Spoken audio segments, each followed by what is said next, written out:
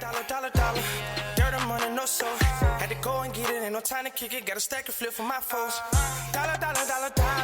Please tell me you can hear me. Don't turn your back and don't neglect me. Just let me know if you need me. Dollar. Let me watch out for my partners. Keep my money long, get my team strong. Let me run away from my problems. Yo, what's good, original crew, man? We're back. Hey, man, we're back with part 2 of Rotten Mango. Mom tries to kill husband for justice, but people think she made the whole story up for custody. Now, that's debatable. In the comment section of the last video, I don't think nobody really spoke on whether or not they believe that it was the father or, you know. I don't think people really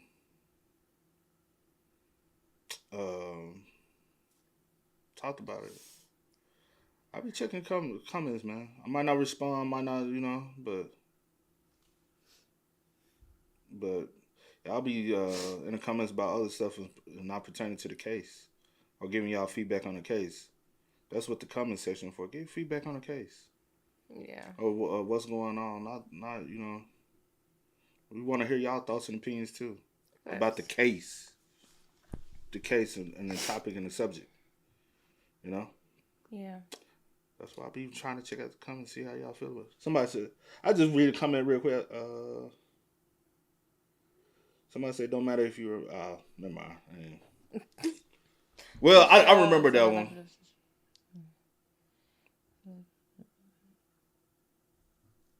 You can read that loud.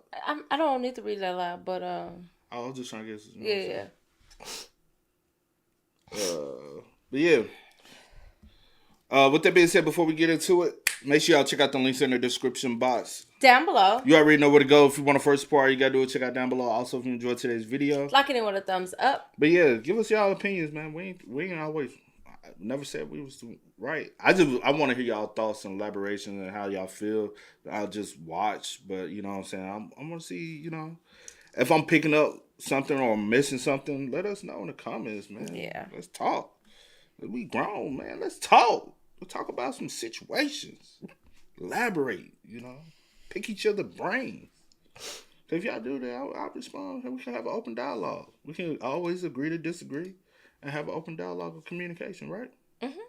But hey, let's get into our real talking. Yeah. All right. I think so. Let's get it. Let's check it out. It don't even matter at this point. Let's go. Oh, but if you are new, go ahead, hit the subscribe button. Join the family, join the fun.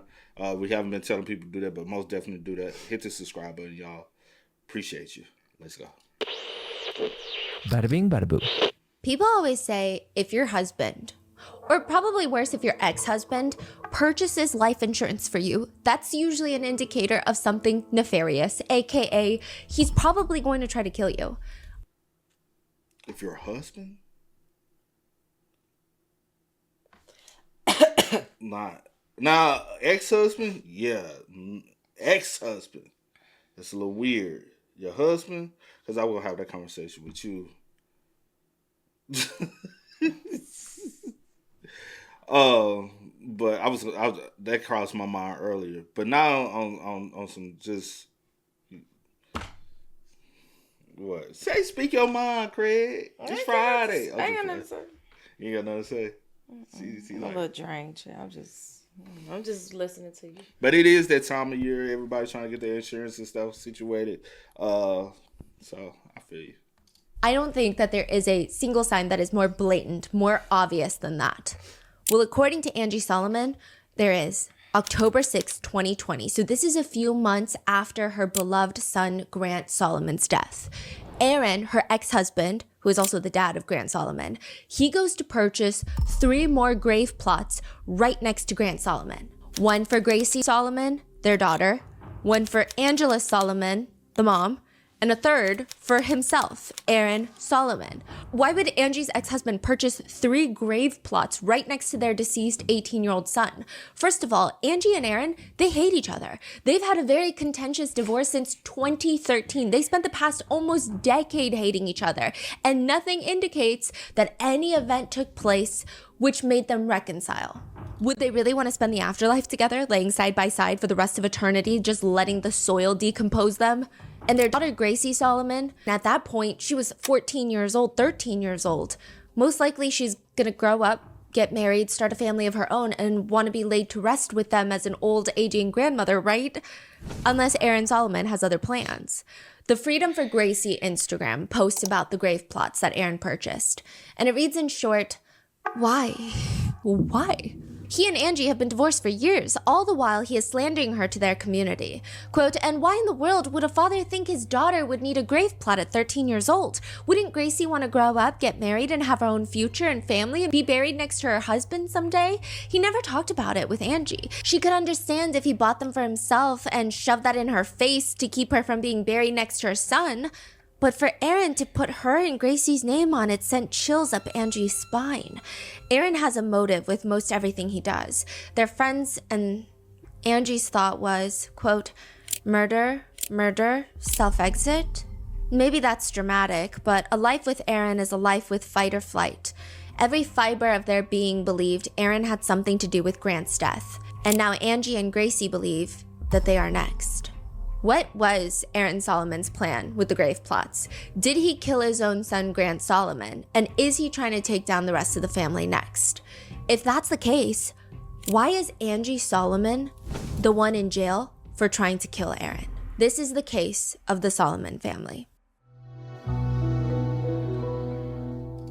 So, but I do know families who do buy grave plots as a bundle, and then later on and say, hey, we can, especially if it's like a family cemetery or family place, typically majority of the family is buried. They say, hey, just go ahead, and then later on, if you decide not to be buried there, you can sell the plot, or someone else in the family can purchase the plot from you, and you don't necessarily have to be buried there. You can be buried wherever you and your spouse decide to later. But in this case, I guess, like you said, if there is an issue within the relationship and issue within, that's the reason why is the co-parenting aspect of it. You know, it's good. I don't know, man. It has way more deep-rooted issues, you know. We would like to thank today's sponsors who have made it possible for Rotten Mango to support the Georgia Mountain Food Bank. Now more than ever, with SNAP benefits being paused and the holidays coming up, their work to end hunger can be life-saving. This episode's partnerships have also made it possible to support Rotten Mango's growing team, and we'd also like to thank you guys for your continued support. As always, full show notes are available at rottenmangopodcast.com. A few content disclaimers: there's allegations of DV, childhood essay, and incestuous abuse, so please be careful. Today's case is very complicated. It's a situation where I do think everyone on the internet, they've got their own opinion about this case, and there's no way that you're going to change their mind. It doesn't matter what you say. It doesn't matter what other pieces of evidence arise from the opposing side. Nothing matters. They're sticking to it. There have been a lot of accusations that have not been legally proven in court. It's complicated because legally we want to protect our team and we want to protect ourselves from any sort of lawsuits, but you have to remember that just because something is not legally proven in court doesn't mean that it isn't true. It doesn't mean that it hasn't happened, but because of that, it just gets messier. There was also a defamation lawsuit against many different parties. There were cease and desist being sent out. So just for the purpose of that, we're going to be pretty careful with our wording. We're going to do our absolute best just to compile and aggregate the allegations made online, the netizen opinions, and even conspiracy theories online, so that you can come to your own personal opinion about this case. Any alternate theories, opinions, accusations are put forth by either parties involved or by netizens I found online, their comments, and people that have made everything public. Like, everything is publicly available. These are not representative of our own opinions regarding this case. And a small disclaimer here: if we show any sort of document, if there's any annotations, highlights, question marks next to those have been done by whoever originally uploaded the document. So that was not done by the Rotten Mango team. Additionally, one other quick thing: there are lengthy social media posts, lengthy podcasts, lengthy interviews, and an even lengthier defamation lawsuit that was filed in civil court. If there is a statement that I'm reading by quote, again, these are all publicly available information, but some of them have been condensed for brevity without losing the original purpose of the exact statement. So with that being said, let's get into the recap. There's really no effective way to recap what happened in part 1, so please go watch that video or those podcasts first, but I'm going to give you just a timeline refresher. In 2013, Angie and Aaron Solomon go through an exhausting divorce. Angie accuses Aaron of trying to kill her. Aaron accuses Angie of spreading lies and trying to self-exit and then blame it on him, and trying to defame him as well as brainwash the kids to turn them against him, their own dad. Angie's own father testifies against her, and that becomes a huge point of contention in the whole divorce proceedings. It is an exhaustive legal battle. Angie and Aaron continue to fight over custody after 2013, with Angie claiming and alleging, along with their daughter Gracie Solomon, that their father Aaron has been abusing Gracie ever since she was a little girl, primarily essaying her during bath times. That is the primary allegation. There has been multiple open child services investigations against these allegations, and they have been closed without any significant findings. Does that mean that the abuse never happened? That's not what I'm saying. A lot of the time, CPS or DFACS or DCS will close investigations just because they're overworked, understaffed, or sometimes you just get a social worker who just doesn't care. That's all you get. That's it. So it doesn't mean that these things didn't happen, but there are multiple open and shut investigations that have found, I guess, no damning evidence against Aaron Solomon. There are other big allegations placed upon Aaron Solomon, such as essay against Gracie, physical abuse against Angie, as well as potentially a human trafficking, sex trafficking ring that involves mega church leaders, the governor of Tennessee, a senator of Tennessee, as well as Gracie being a victim of that ring herself. So this is all happening after the divorce. Then in 2020, a few weeks after Grant Solomon turns 18, he passes away. At this point, Gracie is 13, so Gracie is their only remaining child left. And now one version of the story of Grant's death is that now that he was 18, he wanted to get custody of Gracie and expose his dad for everything that he's done.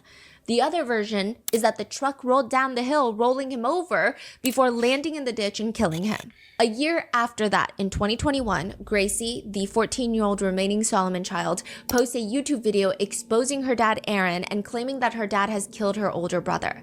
Then in 2025, this year, Angie Solomon is arrested for trying to hire a hitman to take down Aaron Solomon, her ex-husband. And it gets complicated because Aaron Solomon does have a potentially in the 7-figure range, at least $1 million trust fund that would go to Gracie. If he's dead. If right? he's dead. Mm-hmm. But we don't know the exact amount. Yeah, we don't know the exact amount. There's an incentive for both parties to either play it up or play it down. So even that's up for debate. Angie Solomon likes to insinuate that there's millions of dollars on the table. Aaron Solomon states that he only really received like $1 million and most of it was already used. I think the reason that it gets confusing is once his aunt passed away, this is his aunt's inheritance. She passes away, he gets a trust fund, and I think half of it was in land that he stated at least a few years ago that was not sold. So he's saying, I never sold the land, so I never realized any profits from the land. It's just there. It's a sitting asset. I'm not liquid for that land. And then the other portion of it, he received in payments of $100,000 a month. So that makes it seem like he's receiving $100,000 a month every month for an undetermined amount of time. But it could have been 2-3 months. It could have been 5 months, right? It's up for debate. So with that recap, let's get started. Divorces are the one thing where people consistently spend a lot of money to spend a lot more money. There is no rationality behind a divorce. It's, hello lawyer, I would like to pay you $150,000 so that I don't have to pay my partner $50,000. Or, hello lawyer, I'm going to secretly try and commit tax fraud amongst other federal crimes just so I don't have to give money to my partner because being with my partner feels like I'm being in prison.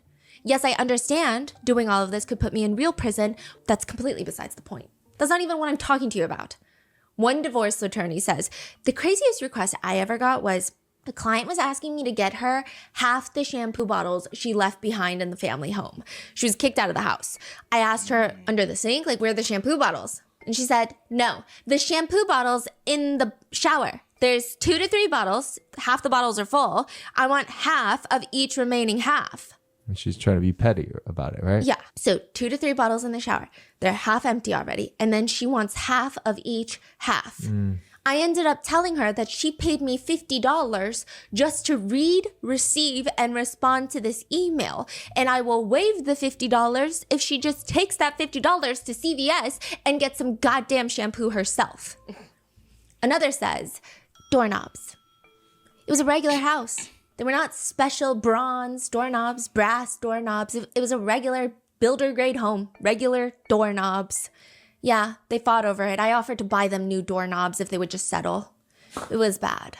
Obviously, some people say it's not about the shampoo. It's not about the doorknobs. It's about pure spite and winning. One post online reads, a divorce lawyer told the story of a rather well-to-do couple. They spent months and months and tens of thousands of dollars fighting over absolutely everything, all the way down to a single ceramic ashtray.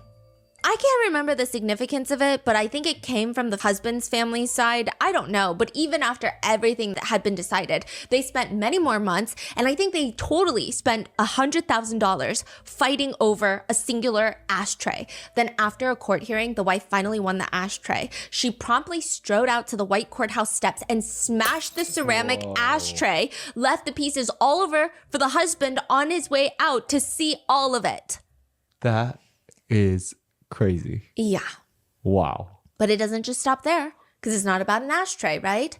Another husband, he left his wife's prized koi fish on their doorstep of their house to die. She was so distraught, she couldn't come to court. He killed 6 of her fish. There's never a dull or a happy day in family court because everything has a deeper emotional reasoning. Obviously, it's not just about an ashtray. It's not just revenge. It's not just about fish. It's about being an abusive animal killer, but you get it. Nobody really gets divorced over what they say they're getting divorced over, like a bathtub or Tim McGraw, the country singer. One Reddit post reads, I went to school with this girl. She married this really rich guy in Ohio, moves in with him in Ohio. They seem to be getting along. 6 months later, out of the blue, she files for divorce. Up until that point, all I heard from her was how well it was going. Anyways, turns out, our little buddy had a fetish for getting off on pee. He asked her to pee on him in the tub. At first, she agreed to it because she thought it was like a one-time thing, but he kept asking for it more and more, and she tried to decline it respectfully by saying, the bathtub's too small, it's too cramped. So next day, she comes home to 24 construction workers and heavy equipment tearing the bathroom walls in for a new bathtub. A week or so later, they finish up the bathroom with a brand new giant bathtub. She comes home to a sign left on the fridge with a note to drink up. She's got some watering to do. I don't know what she put down as the official reason for the divorce, but it's definitely the bathtub. Some would argue it's not the bathtub. It's what he wanted to do in the bathtub. It's never the bathtub. Just like how Angie Solomon and Aaron Solomon don't get divorced over Tim McGraw, the country singer. If the whole point is to make Angie look crazy in court, it is working. Whether it is true or not, it's up for debate. But Angie's dad testifies against her, but so does her longtime friend. She gives a declaration to the judge, and she details a very specific situation that she's had with Angie. Do you know Tim McGraw? He's a country singer, and he happens to be married to another huge country singer, Faith Hill. Is this divorce hearing, or is this for, what is this? This is later. Okay, so Angie is trying to appeal a lot of the judge's prior decisions of custody being placed 77% in Aaron. And Aaron is fighting it back, and a lot of people are siding with Aaron, such as this alleged former friend of Angie, who writes a declaration to the judge and is like, I need to tell you about Angie. She's not who you think she is. So this is between 2013 and 2020 or Yes. 2025? Yes. Oh, okay. Yeah. And then he also uses this declaration in a defamation lawsuit later in 2023. I see. The friends. Yes. Okay. Well, the friend said, that Angie told her Tim McGraw was going to leave his wife, Faith Hill, to be with Angie. Angie's friend writes a declaration and says, Angie claimed that Tim McGraw was singing to her at the concert specifically, obviously staring into her eyes and, quote, hitting on her. She was furious at Aaron because he didn't confront Tim McGraw about this. She also told me that Tim McGraw and Faith Hill were getting a divorce because he was so interested in her. Of course, the McGraws did not get a divorce, and I believe Angie made the whole thing up. Angie is potentially having a your name moment at a Tim McGraw concert. Maybe she was kidding, maybe this never happened, but in the court system, it's not looking good for Angie. She's not getting a good look from this former friend's declaration. Nor is it a good look that her dad more or less tells the judge that he would not be comfortable if Angie was inside of his house and he was falling asleep. He says he would not be comfortable if his daughter was there while he's asleep.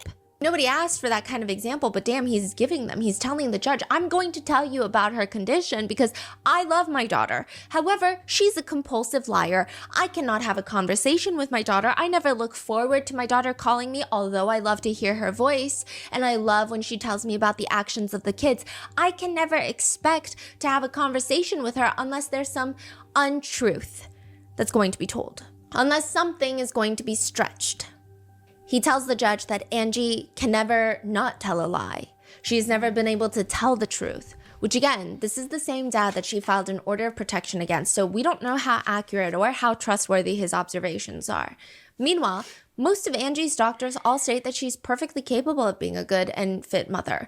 They do not see her ever being a danger to her kids or living in a false reality. At least that's what's been reported thus far. Side note, even in 2021, a Nashville EMT comes forward and states that he responded to a call to the Solomon family house years ago. He says he remembers when he got there, Nashville Police Department were already at the scene. They had gone into the house, so the EMTs were mainly standby outside. He was familiar with Aaron Solomon. He had seen them around the neighborhood, probably on the news. He was always cordial, and it was the same energy that night. Aaron Solomon comes out very cordial, very polite with the EMTs. He's telling them, perhaps even apologizing for his wife's actions, stating that his wife is clearly mentally ill and causing all this trouble. What are they there for exactly? A domestic dispute. Oh. Now, Angie Solomon and the two children exit the house, and Aaron's demeanor quickly changes. According to this EMT, he became red in the face, and his facial expression showed that he was very angry, very agitated, and it was very obvious that Aaron was filled with rage. He stated that he recalled that Aaron made a few steps towards Angie, but was stopped by the Nashville Police Department. Furthermore, the EMT allegedly states that it was pretty clear to him and to all of his colleagues who the instigator of this incident was, and they're all thinking that it was Aaron. So Angie's friend and father is pointing finger at Angie, but this EMT and their colleagues are saying Aaron is the problem during those fights.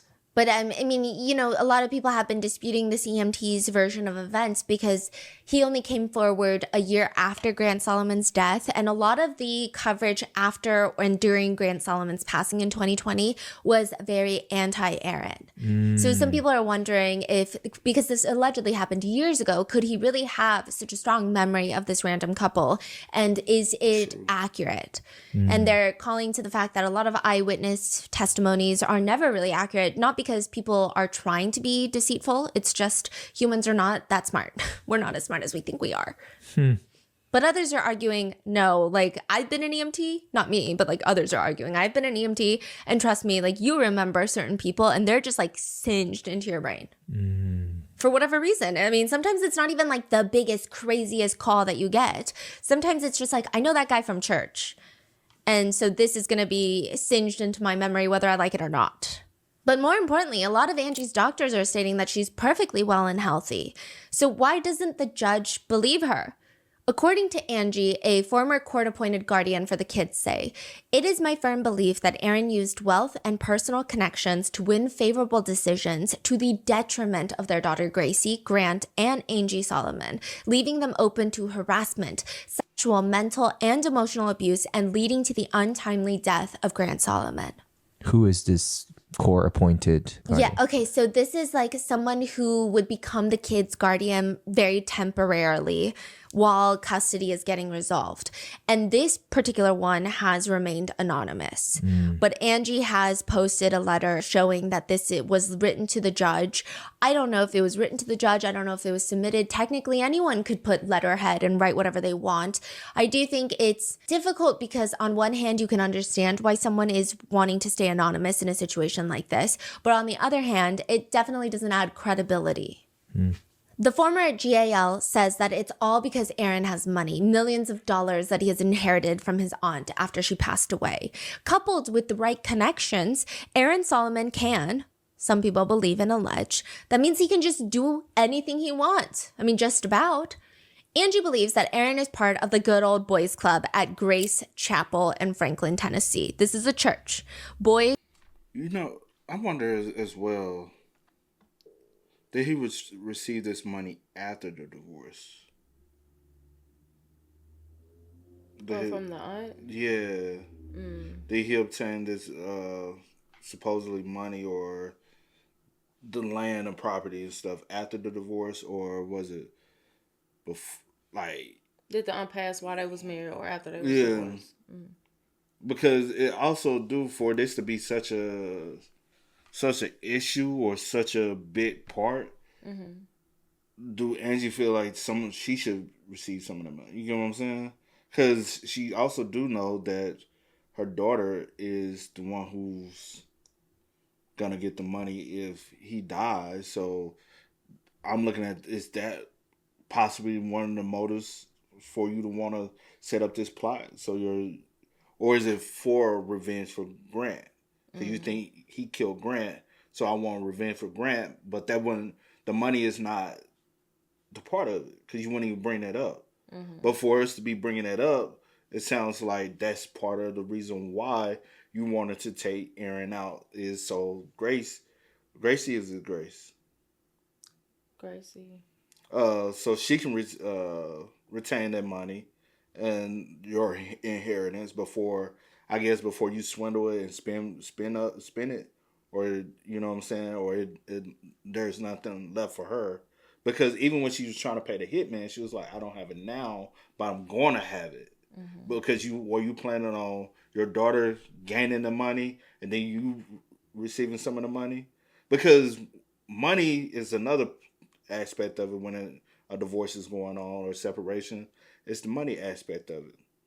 So I wonder, you knowing that he now has this money, because obviously I'm thinking, would you think as well that if the aunt had died previously before, and wouldn't she be entitled to some of the inheritance as well? Since they were married, and if the aunt died previously before? Say the aunt died before they had got divorced. Me, with the lack of knowledge I have, I'm thinking she would have been entitled for part of the inheritance as well. Would you assume that as well?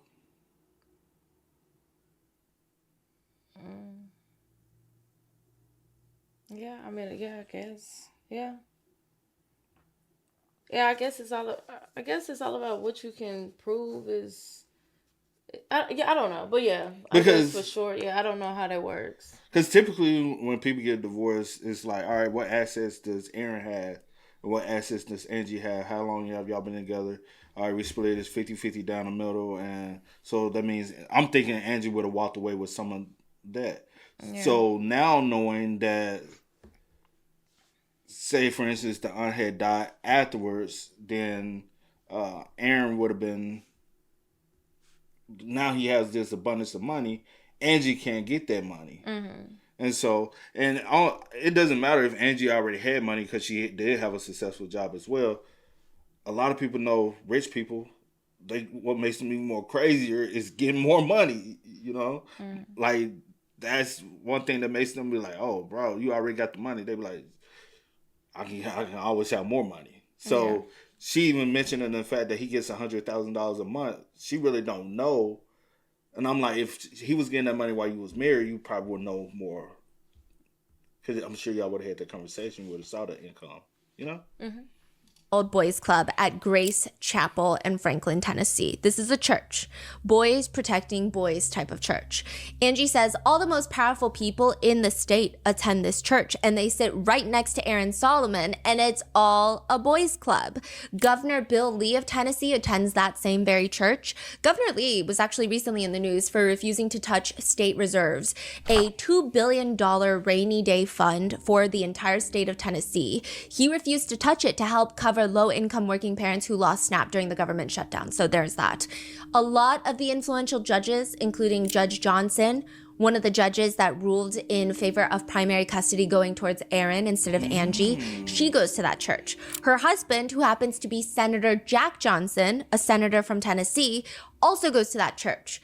Grace Chapel in Franklin, Tennessee is considered a mega church. On a typical Sunday service, they have about 3,500 attendees at their service. And according to Angie, Aaron, the governor, the judge, the senator, they're all good buddies with the main founding pastor of the church, Steve Berger. Steve Berger is no longer a pastor at Grace Chapel. He was the founding pastor, but there was church drama because there's always church drama. I think religion is...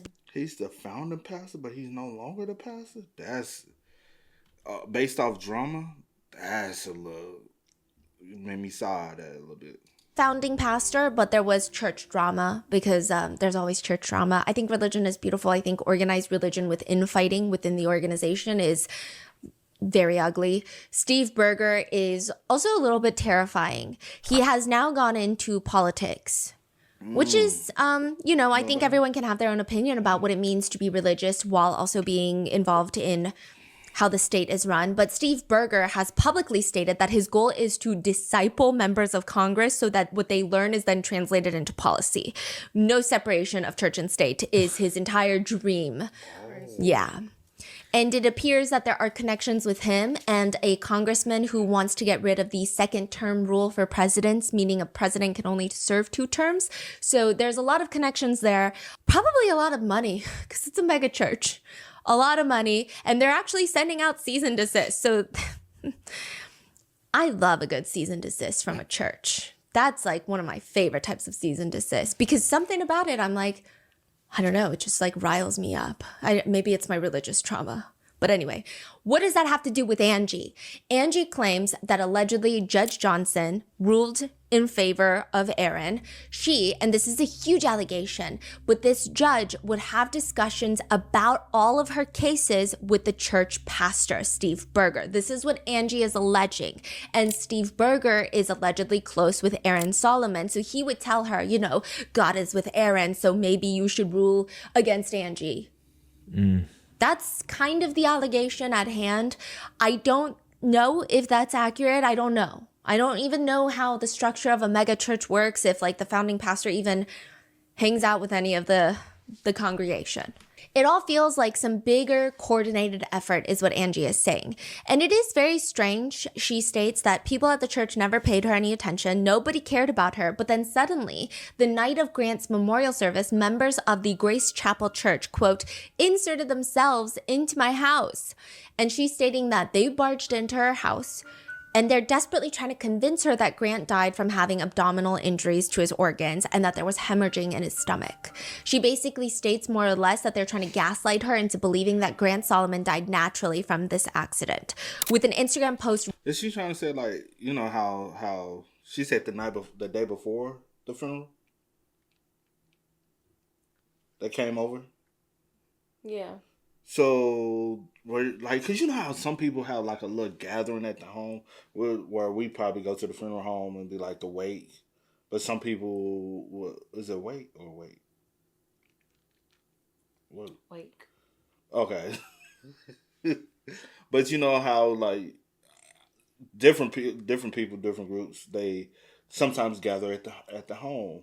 You know what I'm saying? And have like communication. Just gather around, share memories and stuff. Did that possibly happen and a lot of people from the church showed up? Or did they really bombard your home? I don't know. When Angie, I'll be like, I need some visual aspects coming with her stories. Because her stories just seem so like... Or was it just one of those things where you had your house open for if people wanted to come, maybe, you know how some people come, they bring things. Yeah. Like that's what, we do. We have, something. Yeah. You have your house open, people bring things over. Yeah. Bring food. Food, a car, sorry for your loss, something like that. Or just warm wishes. Because a lot of times that's like after the wake, right? Like the night after the wake. We do it like like before it's like a thing, like before, like say for instance somebody passed and the word gets around, people start coming over to the house like before the wake. But I've never experienced it, but that's what I'm saying. Yeah, but yeah, and then you have your white people come there to get they, you know, memories and thoughts. Yeah, and farewells and stuff like that. And then you have the funeral the next day. Some people have it all in one day, just depending. But yeah, anyway, but maybe it was like that. Maybe she had her house open for people to come, and people just was coming over and by the like boatloads. Yeah, like but like because you do go to a mega church. I said she do go to a mega church, 3,500 people, so it would be a lot of people would come over, right? I would assume. But I think her thing was, from what she's saying, is these people didn't really talk to me like that before all of this. Like, they didn't pay me no mind, but now you want to be telling me what I need to think or how I need to, like, telling me how my son passed when, who are you? Who are you to sit here and try to put in to make me believe that it's something else? And I think it's totally different than what y'all telling me because y'all are friends with him. So I think that's where she was trying to get to. Led her into believing that Grant Solomon died naturally from this accident.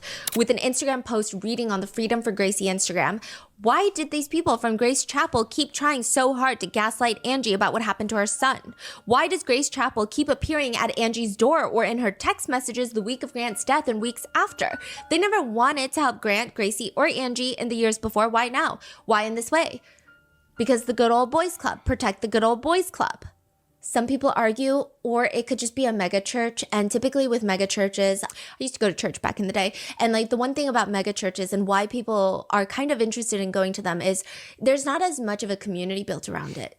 So it's not everybody knows everybody's business. And so it could very well be that nobody really talked to Angie until they found out someone from the congregation or someone from the church, they had this tragic accident happen to their son.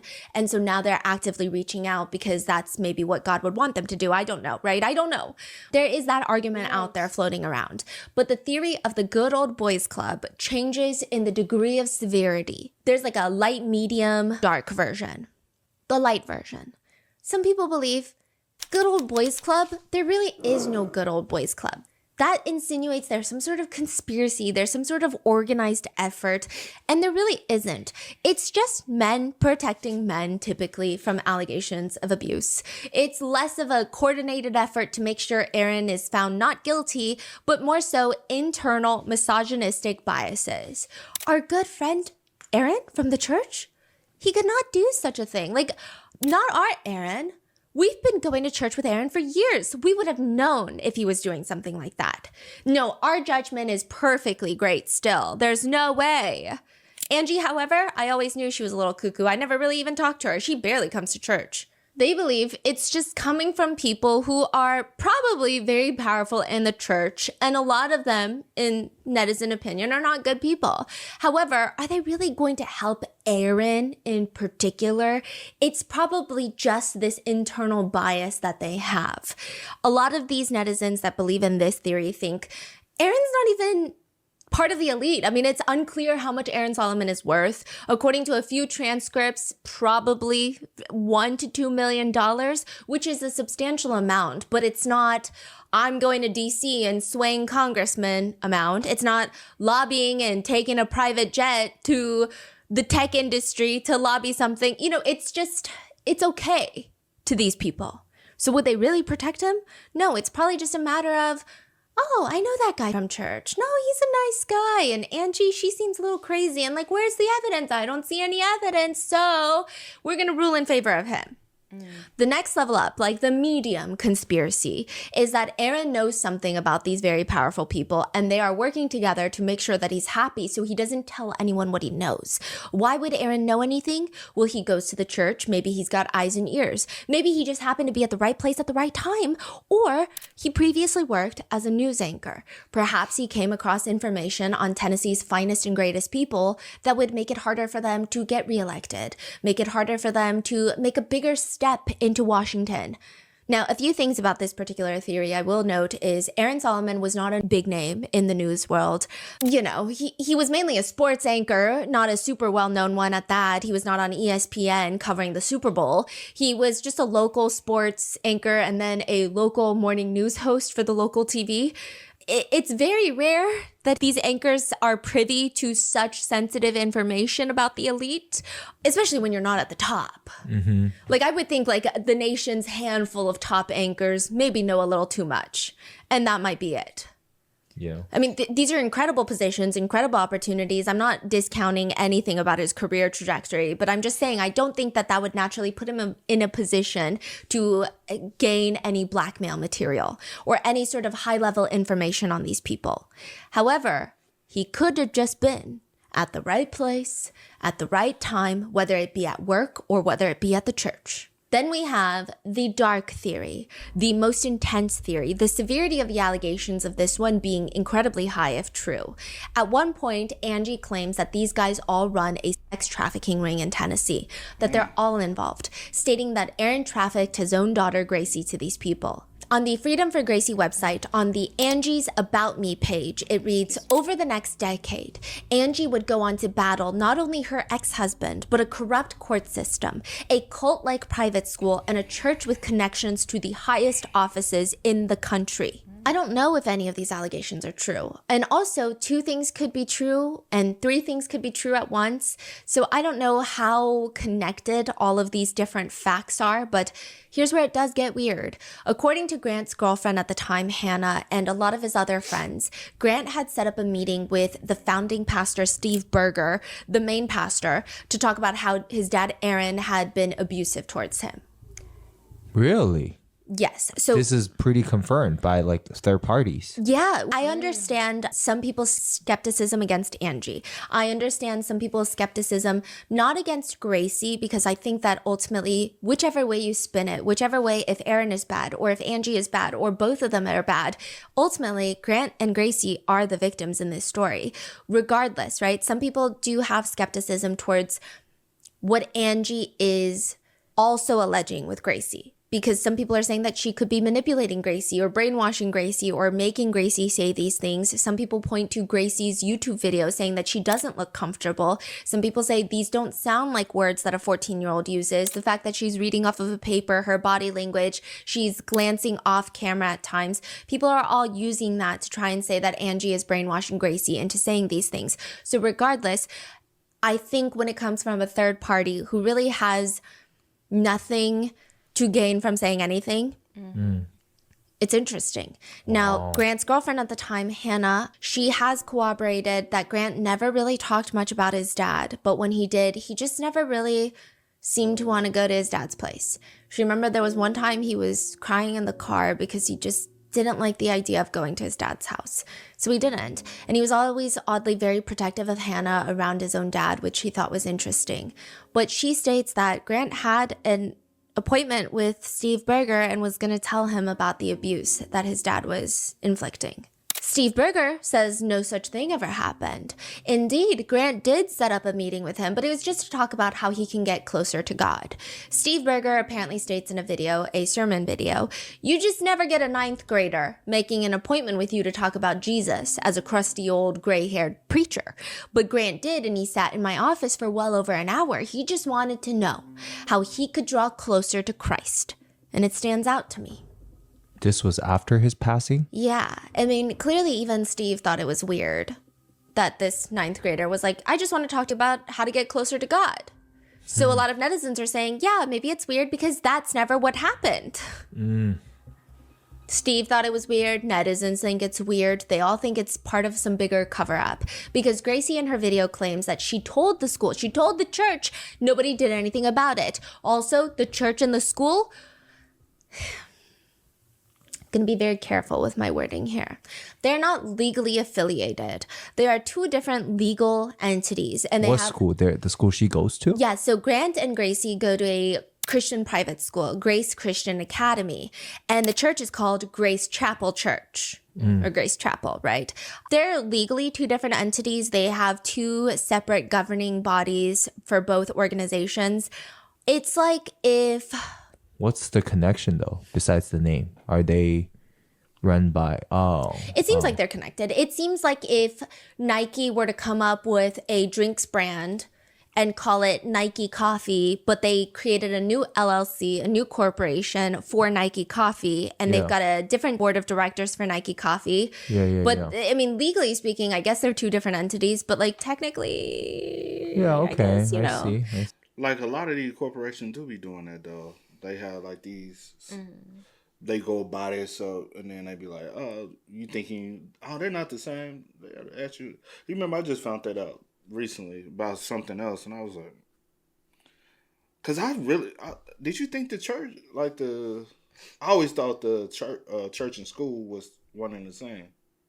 What, this in this situation? Mm-hmm. Oh, I was unaware. I thought because you know how like a lot of churches have a private school attached to it. I thought that's what this was. I thought I didn't. I never looked into it, but because both of them Grace. So I was automatically assuming. I was like, oh, so the church has a school, which happens a lot here.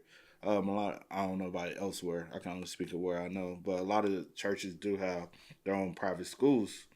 And I thought maybe they'll just want, especially when they have a large congregation. They're like, hey, we got a lot of people that's already qualified to be school teachers. We can just have our own school, teach our own kids, you know. the affiliation is very strong. Right. Yeah, Right, okay.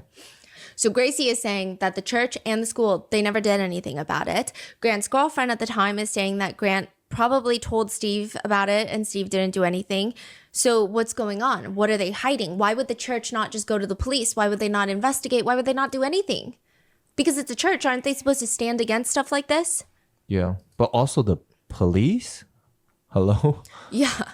Now, Grace Chapel Church eventually releases their own statement against these allegations that reads in part, recently a 14-year-old girl posted a video on social media platforms about alleged abuse that she had experienced in her family. We just can't imagine how difficult it must be for that young woman to be caught in the middle of a custody battle with her parents, while also dealing with the tragic death of her brother. Since the original video, a variety of websites, blogs, articles, and social media posts have spread information maligning Grace Chapel, Grace Christian Academy, and our founding pastor, Steve Berger. The church notes, to clarify, the three parties, the church, the academy, and Steve Berger's ministry are, quote, are all separate legal organizations with separate oversight and missions. Which again, if you have to word it like that, it just means that there must be some level of entanglement, perhaps even just socially, because the wording is very precise, that there are three separate legal organizations with separate oversight. But the church continues with their clarification by stating, considering the number of false accusations being made, we felt it would be important to clarify a few things so that our church family could understand Grace Chapel's involvement and how to pray for this situation. There were never any allegations by anyone that any abuse took place at Grace Chapel or that it involved any Grace Chapel volunteers or employees.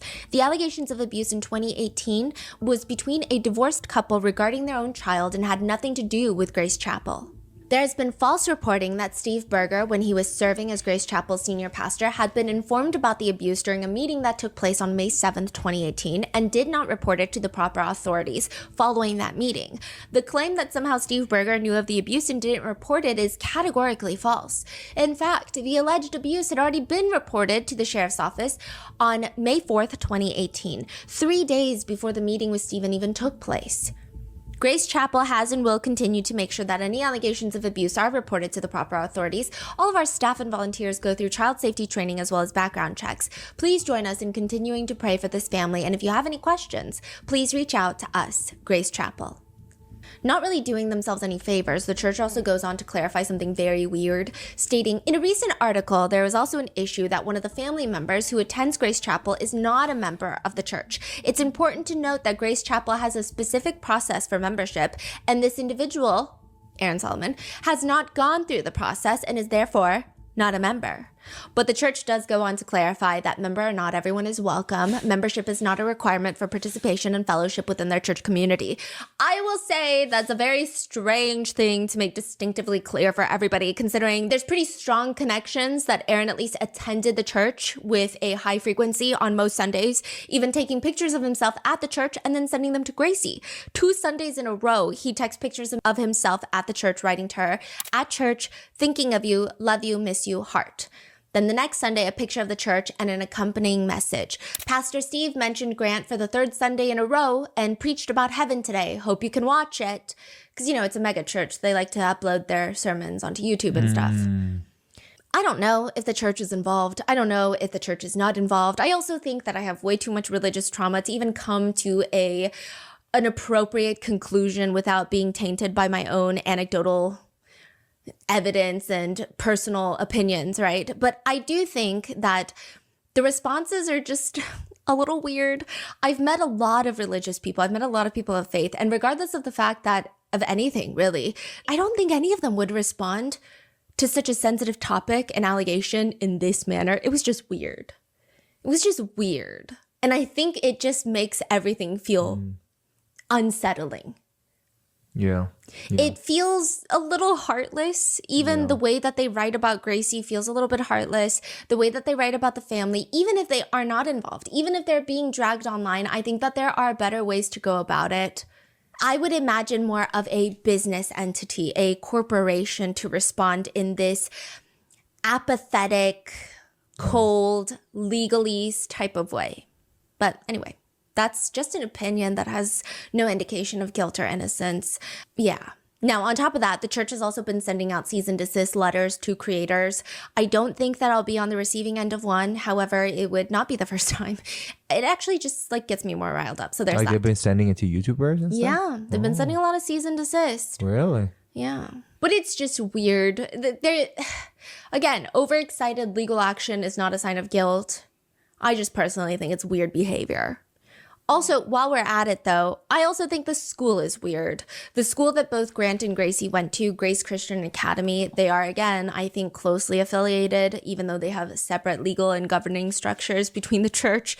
Regardless, Gracie said at that age in her life, when she was just figuring out what had happened to her in the abuse, she had nobody to talk to about the abuse. So she's talking to her friends at school, telling them what's happened to her. And the school tells her to stop. There's a video recording that has been posted on Freedom for Gracie, where it's school staff telling Gracie and Angie that a lot of the kids have been impacted by Gracie talking about what happened to her. Like a secret recorded audio? Which, side note, Gracie says, again, nobody would listen to her. The police won't listen to her. Child services won't listen to her. The church won't listen to her. So, who is she supposed to talk to about it? And she has so much trauma, so she's talking to her friends about it. Mm-hmm. I mean, who else? And the school administrators are heard saying, I've had 3 parents over the weekend that said, my child came up to me and asked me, what is sexual abuse? Where is this coming from? Mm-hmm. So a lot of kids are being affected by what she's gone through and what she's telling people, and then they're so young. We're talking about 10 and 11-year-olds, so they don't know what to do with it, and then they go tell somebody else, and then it's I just don't want it to become the talk of the school or to grow a life of its own. I get it. I think it could be startling for some parents, but also it could be a great time to teach your 13, 14-year-old kid about abuse and what to do if you witness abuse, or if your friend tells you about abuse, or if you become a victim of abuse, or, I don't know, teach your kids not to abuse. The school, though, the tone they use makes it seem more like it's upsetting the parents, it's upsetting the kids, they're not ready to have this conversation, so let's not talk about it. The school administration then goes on to worry out loud about this becoming the talk of the school, saying for her sake, it isn't just about 6th grade for her. This is, you know what I mean? These are her peers all the way up. So I don't want something that's going to be detrimental to her, that's going to she's not thinking about the future. She's thinking of right now. But I'm thinking about the future and how this is going to follow her and her peers. And then I also have to think about what other students who are now having to deal with this. And not just from a school perspective, but as a mom who's raised daughters, I'm looking at Gracie's next 6 years, not just right now. And the things that are said and the opinions that are formed and all of this is going to affect her freshman year, her junior year. So they're all just worried about her. So they heard at this point, the school, all these adults and all these, people heard what happened to Grace because that's what she's telling everyone. And their concern is that's going to affect her future. That's going to affect everybody else's school life. Yes, so I was able to dig really deep into some local forums. I think it's confusing and conflicting.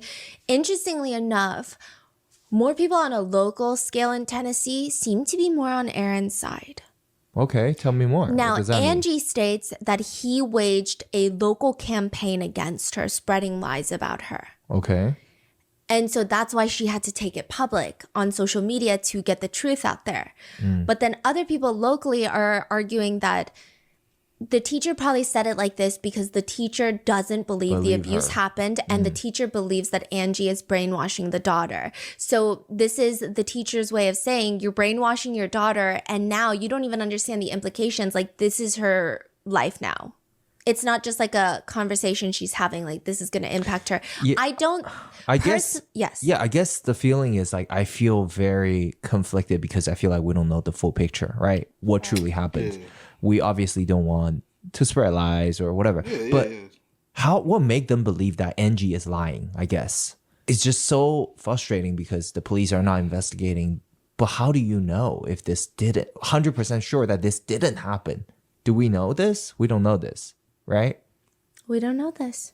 I also think maybe being a police officer in this case, being a social worker, being the judge in this case is trickier. These are trickier things where there are massive implications to whether you close an investigation or how you rule in the court system because there are lifelong things like custody being held by one person or one person having supervised visitation. There are lots of implications. I think it's weird that a lot of these third parties, like the school, are being the judge and the jury. If it were me, I don't think that would be how I handle it. It's just, okay, well, this is what's happening. And maybe it is a good time to talk to everybody about what to do if your friend is talking to you about abuse or how to speak up after you feel like you have been a victim of abuse, how to not abuse people, how to see the signs of abuse. I feel like that would be a great time. I think there are heavier implications for specific roles and they need to try and give some sort of verdict. Like the police, they need to have some sort of verdict in terms of closing a case or not. Same with social workers, same with the judge. But when you're just at a school, I don't know why you have to decide that maybe Angie is lying, so maybe I should handle it this way.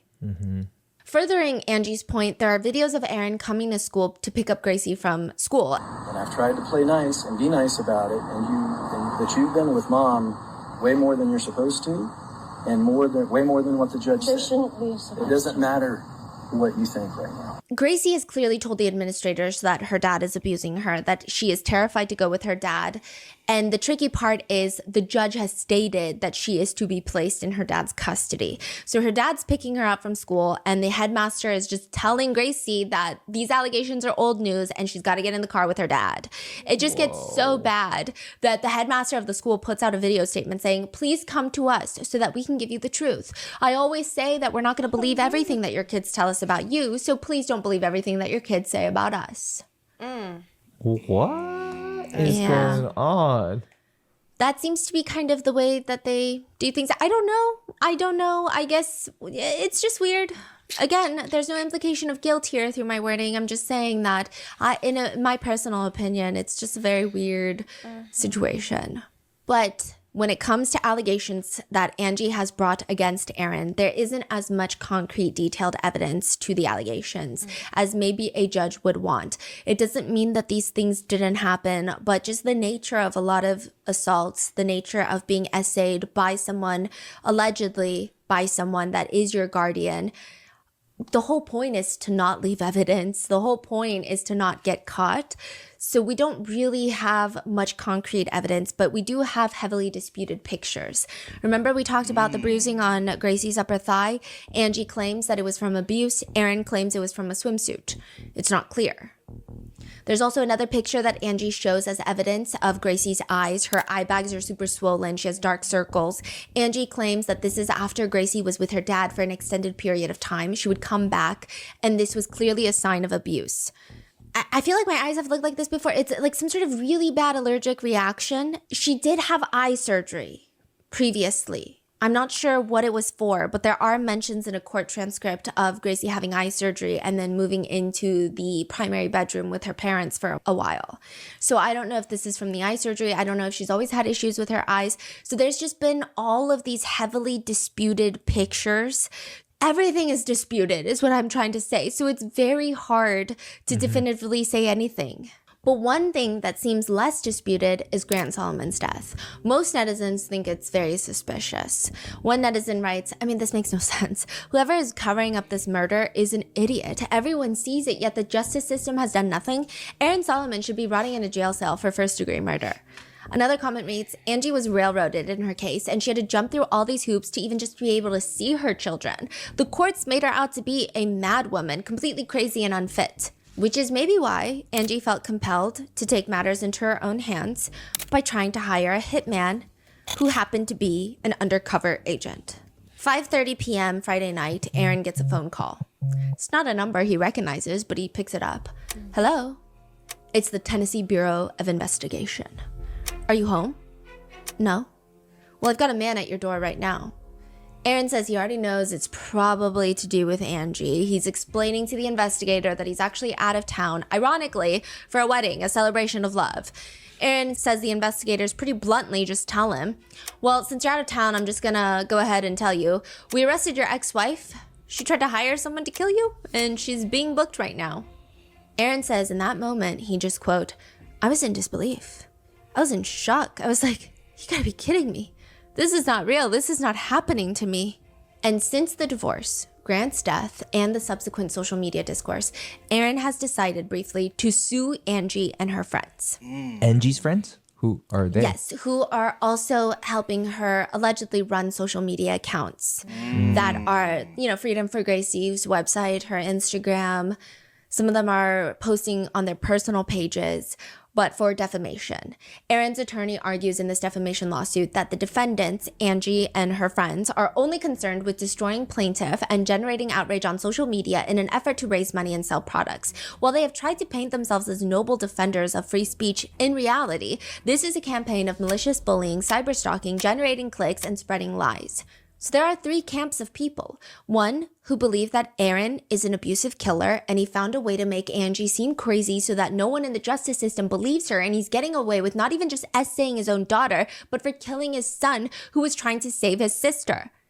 I'm sorry. What happened to the defamation lawsuit? So he decided that he was not going to go through with it. He withdrew his defamation lawsuit. Really? And I think the main reason is this was like I forget how many pages that lawsuit was. It was a lot of pages, and there was so many exhibits. It was hundreds of pages. The whole point of a defamation lawsuit is to argue that you have lost a lot of money. There was no way to prove that he lost money, and also the fact that he hired an attorney to put together this very heavy documentation. That's going to cost a lot of money. Defamation lawyers, they don't do anything pro bono typically, and they don't just write a whole lawsuit and file it for free. So I think it just would have just burned money.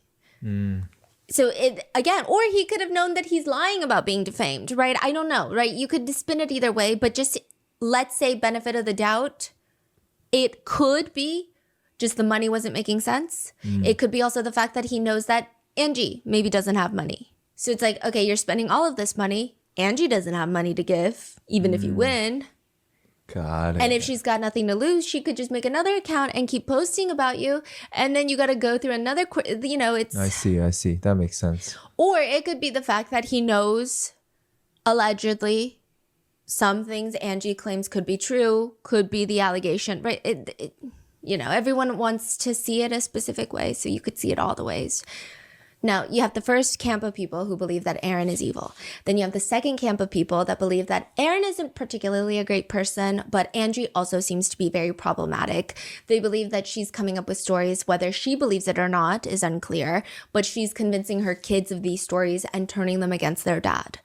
Then you have the third camp of people. They believe both of them suck and both of them are abusive, probably in their own ways. They think that Aaron is suspicious, especially in connection with Grant's passing, but they also believe that Angie is strange in the way that she's going about everything. So the three are, to put it simply, Aaron is bad, Angie is bad, and both of them are bad. What happens when a funeral home cannot fit a body into a casket? I mean, it's a particularly niche problem that I don't think most of us would be on the receiving end of solving. But apparently, Williamson Memorial Funeral Home in Franklin, Tennessee has that exact problem. And according to Angie Solomon, she believes their solution was to break her son's ankles so that he would fit into the casket. And now this is from Daily Mail, so it could be as credible as a rock that just flew in through your window with a note. But it states that Angie saw Grant's feet. They were contorted. This is during a private family viewing prior to the funeral, and she demanded that the lower portion of the casket be open so that she could see what the hell is going on. She apparently tells Daily Mail that she almost fainted when she looked inside the casket, and there was nowhere on the hospital records that indicated that his ankles were injured, but they looked like they had been broken. So it must have been done by the family home in order to fit him into the casket. No, because there's no other solution. There's no other reason for it. There's no other answer. Then it's been alleged that someone from the funeral home told her that they broke Grant's ankles so that he could fit in there. These allegations kickstart a Tennessee Department of Commerce and Insurance board investigation, and they have at their board meeting a statement. There was no evidence present other than the mother's recollection that the descendant's ankles had been broken, as alleged. There has to be a.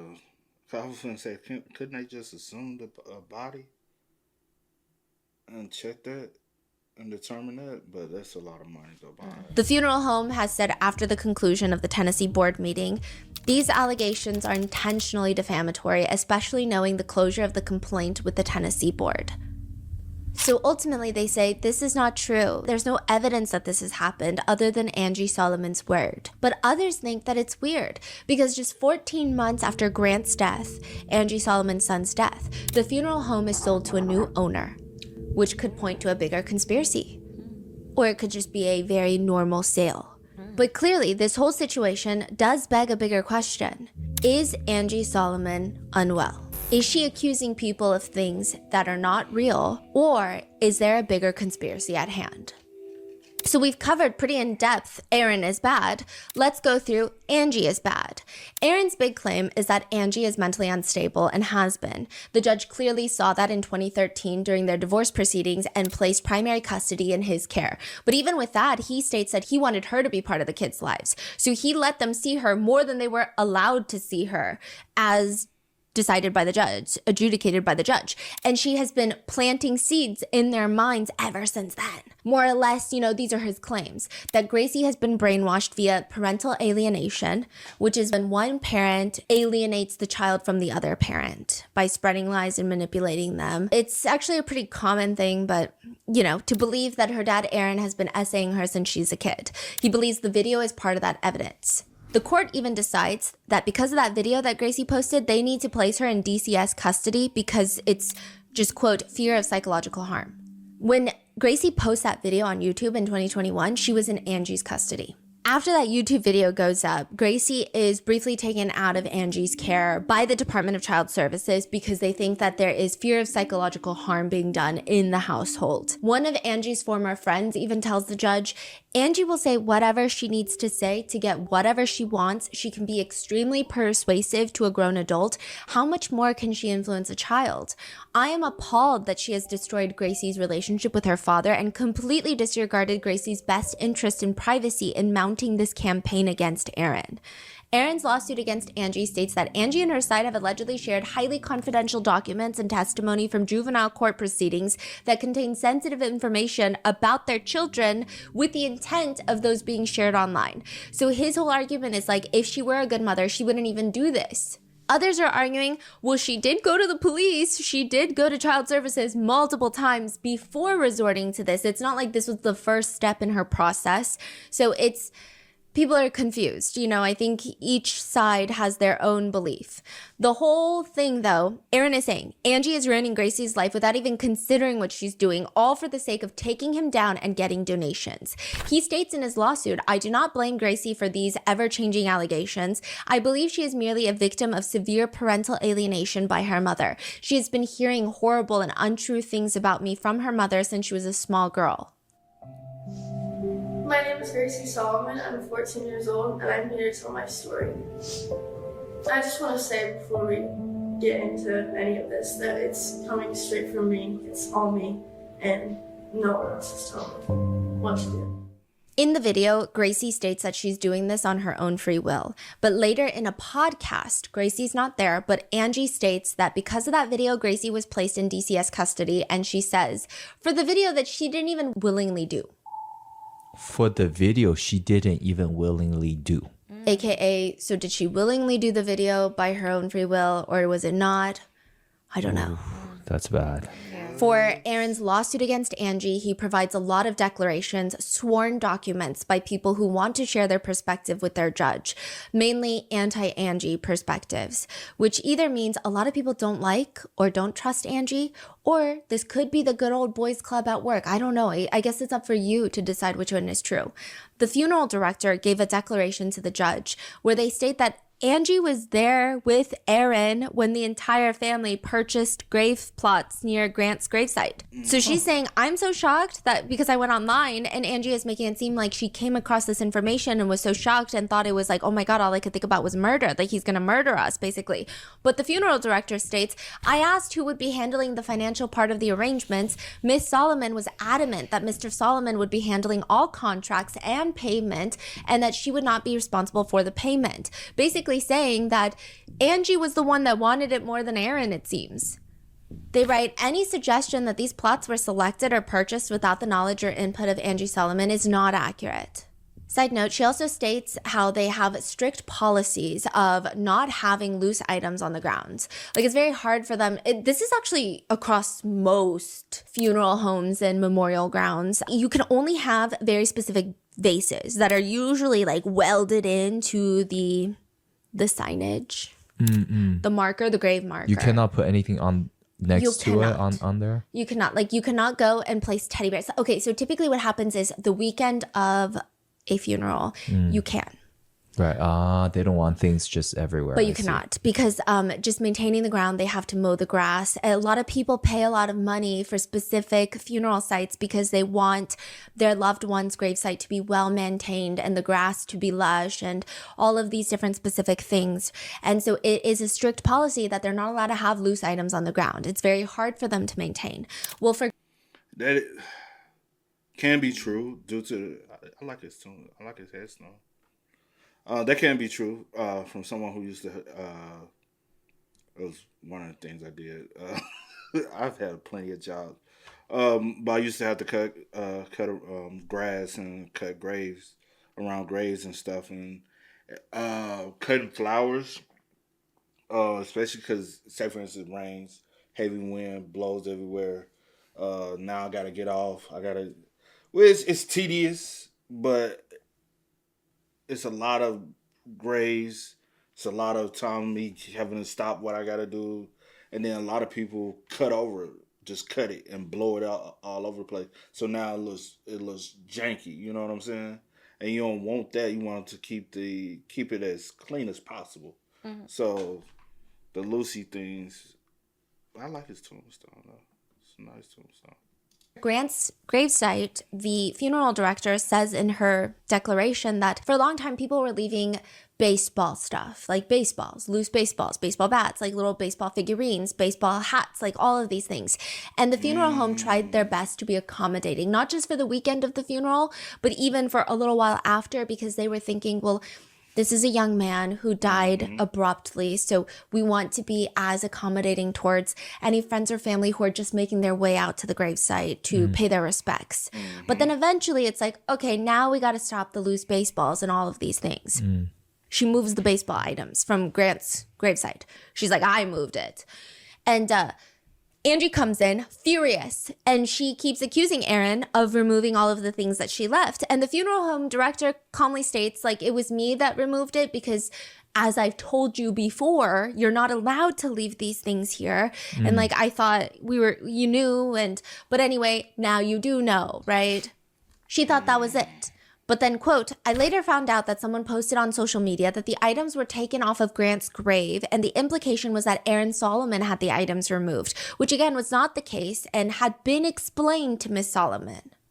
Now, the strangest part of this is that Angie's family supports Aaron, not Angie. According to Aaron's lawsuit, he states that during the divorce proceedings, Angie's own dad testified that Aaron never abused the kids.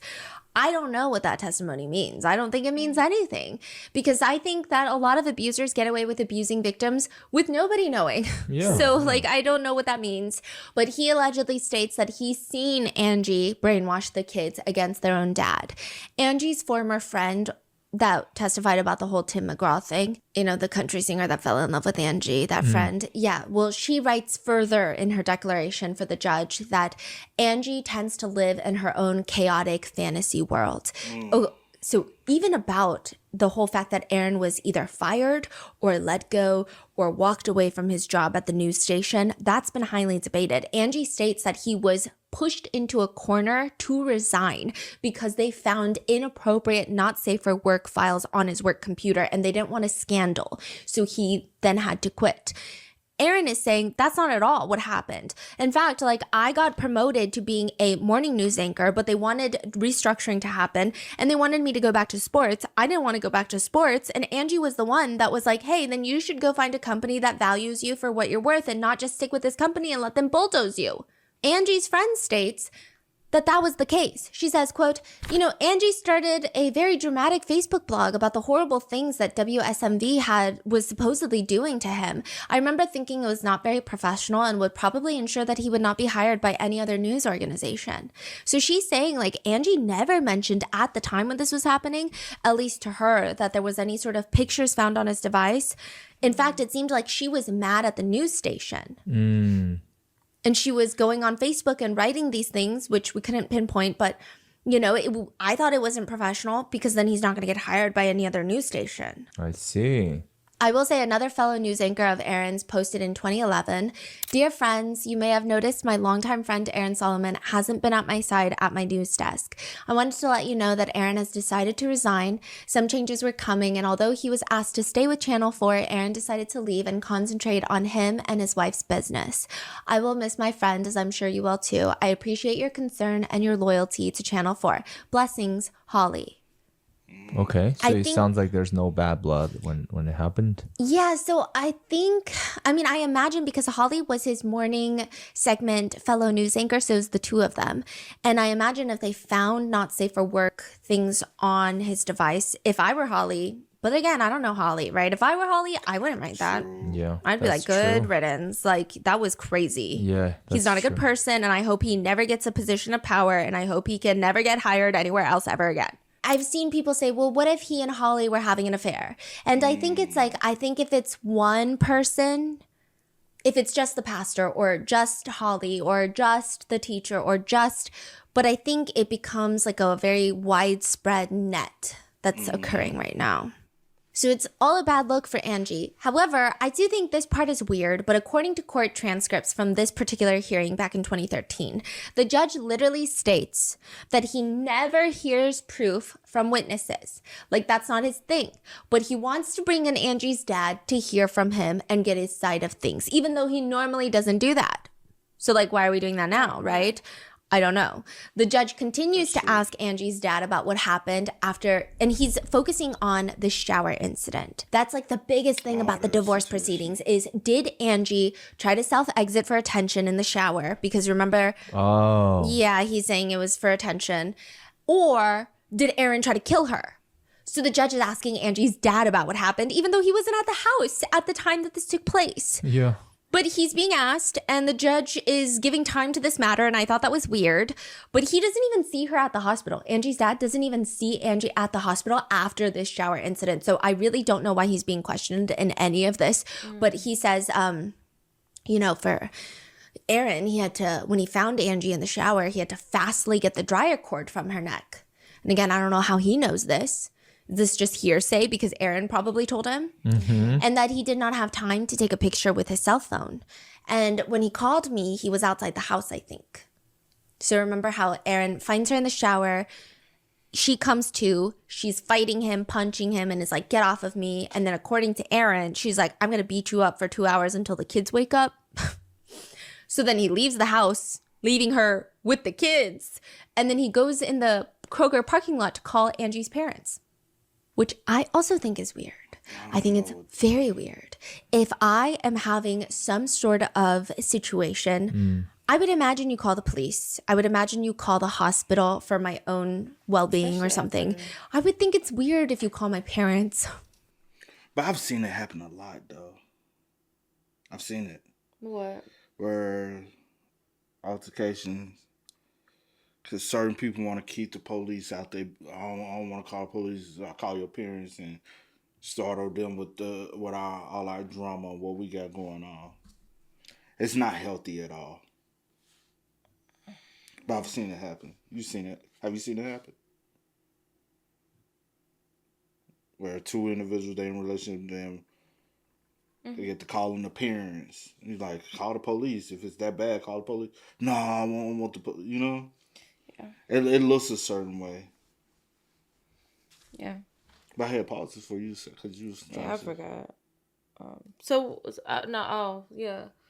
when did she get to the hospital? Did he call like paramedics? Or did you leave her at the house with the kids and go to the Kroger parking lot and call her parents?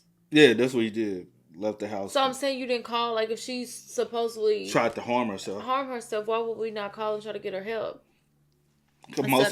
Most times in that situation is actually abuse. And I'm not going to leave the house after she just tried to do this because she could just try to do it again. Which is true.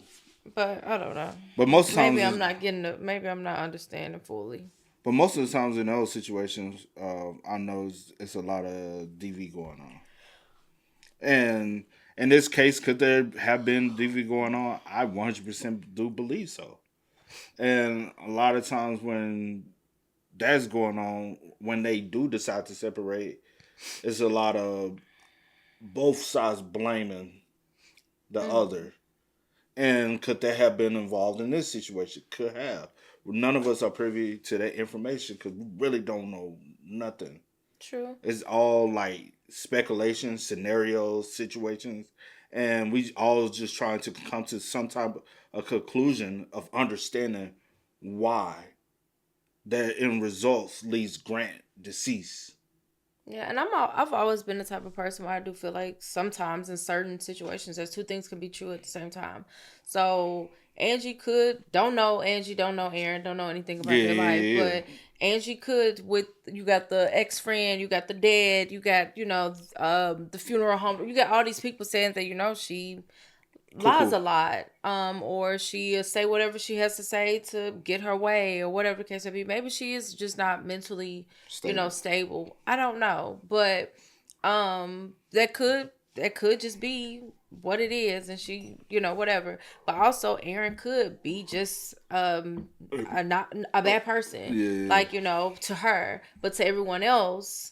On the outside, he doesn't show that. Some people live double lives. When they out in public, they have this whole different person, this whole different perfect image of themselves. Yes, like to people that they talk like, oh my gosh, she's such a great guy. But then you go home and he's like, you living in hell with it's like a demon. That's the devil. Not saying that that's the case, but just saying that happens, and it happens more than often when in certain situations where people do live double lives, and to everyone in the public he's just a great guy, and then he go home, they don't like each other, and I know they don't stay together when Grant was I know they weren't together then, of course, but I'm just saying, like, this has been going on for a long time of them in the bickering and the divorce and just the back and forth and just whatever, and just trauma, honestly, for the kids, for just everyone. But yeah, so who knows? Grant could, I mean, not Grant, Aaron could be this evil guy. A bad guy or a bad husband or a bad dad, or like, I don't know. But and then also Angie could just be a little, off for rockers. Like, I don't know. Two things could be true. It could just be, and then it's a trickling down effect. Then the kids start being affected by all the drama and the trauma that y'all are, that they're seeing and having to witness. That is so true. Lot. Because a lot of times, especially when the breakup, the marriage was nasty, dirty. The divorce is nasty, dirty. And the constant custody battles that happened for 7 years. Because it happened, they got divorced in 2013 up until Grant's untimely passing. They were still in the custody battle. That's 7 years of bickering, negative. This parent telling this child one thing. This parent telling the child another thing. These kids get confused. It causes confusion, and also in those situations, a lot of times one or both may be manipulative and won't, or want to seem as the good parent. I'm the good guy. I'm the good one, and and so you just never know unless you are in the situation, have been in a situation like that, or I've never been in a situation like that, so I don't know. You know what I'm saying? So. Unfortunately, I have been in a situation like that where you have one parent saying this and then another parent constantly saying that, and so and it honestly it makes you in the long run despise both parents. I have some kind of notion towards, and some have a notion more towards one parent than the other, and so you tend to lean onto, and that's the reason why, honestly, and a lot of times in these situations, parents need to realize 100% keep the kids about the business. Yeah. And think about what's the betterment of the kid, not the betterment of you. Oh, also custody battle. People fail to realize this, and that's part of what I was bringing up earlier. Custody battle. Angie possibly, she did have a good career job. She had a great ass career job. I forgot what she did. But every time I think of her, I'm like, she had a great job. Was she like a pharmacist or something? Yes. And she was the supervisor, right? Sure. I can't remember, but if you remember that, then I do remember she had a great job. So, still, like I said earlier, financial, especially if Aaron gained this financial inheritance after, now he has come into a higher income. Angie could have, I'm not saying this is what, I'm just throwing a hypothetical out there. Angie could have been fighting for custody of the kids so she can obtain child support. I get the kid, because we see that all the time. Parents fight for custody. Once they gain custody, they see a high amount of child support, especially if she thought he was making $100,000 a month. In her eyes, I need $20,000 of that. $20,000 a month in Nashville, Franklin area goes a long ways. And you can live good, especially if she already got her income on top of that. Because Franklin, a lot of people don't know, it's still expensive. It's one of the most expensive areas in Tennessee. But the extra $20,000, especially if her kids go to private school, all that, it's live a good life. If not a better life than what you already, So it could have been a financial motive. All this could have been a financial motive. But unfortunately, you do have a son that has died that does kind of look a little strange. If it is a freak accident, it's still like you just got two toxic ass parents who needs to who should have said, hey, the judge ruled. I'm okay with, they can come up, but we have to work together to make sure But it seems like on both sides, both were going so hard to attack, but the next parent Yeah. to make them look like the evil one. It's sad, man. This is a very sad case, and it's really sad for the kids. Facts. For my own well-being or something, I would think it's weird if you call my parents, especially parents if I'm not getting along with them. It's one thing if I get along with my parents, and I do, but for Angie, she never got along with her dad. She filed an order for protection. I also think with that as well. I agree with Stephanie. Like, you already know that I don't have a good relationship with my parents, but that benefits you though. That benefits your narrative of me. That benefits anything that you say about me. You know that her parents are going to back anything that you say and believe you because they have whatever relationship that they have with their daughter, or they was like, she's been like this for years. We don't know. We don't understand. So not only with the allegations that she has put against her parents or her father per se, and so with that situation coming up, people won't believe that. People won't believe what she's saying about it. Like, people won't believe, and that's the thing sometimes in certain situations where it'll be the one time where you are telling the truth. You are like, this actually happened, but you have this history of people thinking that you're this liar, or you've been caught up in lies, or you tell lies all the time. So no one believes anything that you say, and it sucks because that's such a negative, you know what I'm saying? So, and since he knows that you don't have a good relationship, he can call them, get that reassurance. I don't know. It's like, it feeds whatever it is. Where's what her mother, he needs. though? She's in the picture, right? Yeah. Then she said, on the. I just keep hearing about the father. Yeah, but I think they still together, right? Or no? I don't know, but obviously from what it sounds like, she ain't got a good relationship. I don't know, unless the mom is. I touched something. Sorry, but I don't know. You did not. Yeah, but I think she's in the picture. I make up something, but we know for sure that she doesn't have a good relationship with her father. For sure. So with you calling the dad, knowing that or whatever, I feel like it just feeds whatever you need to be fed. Like. I don't know. I really don't understand, but I do think that that's kind of strange, knowing that the relationship is not good, and you call him for what?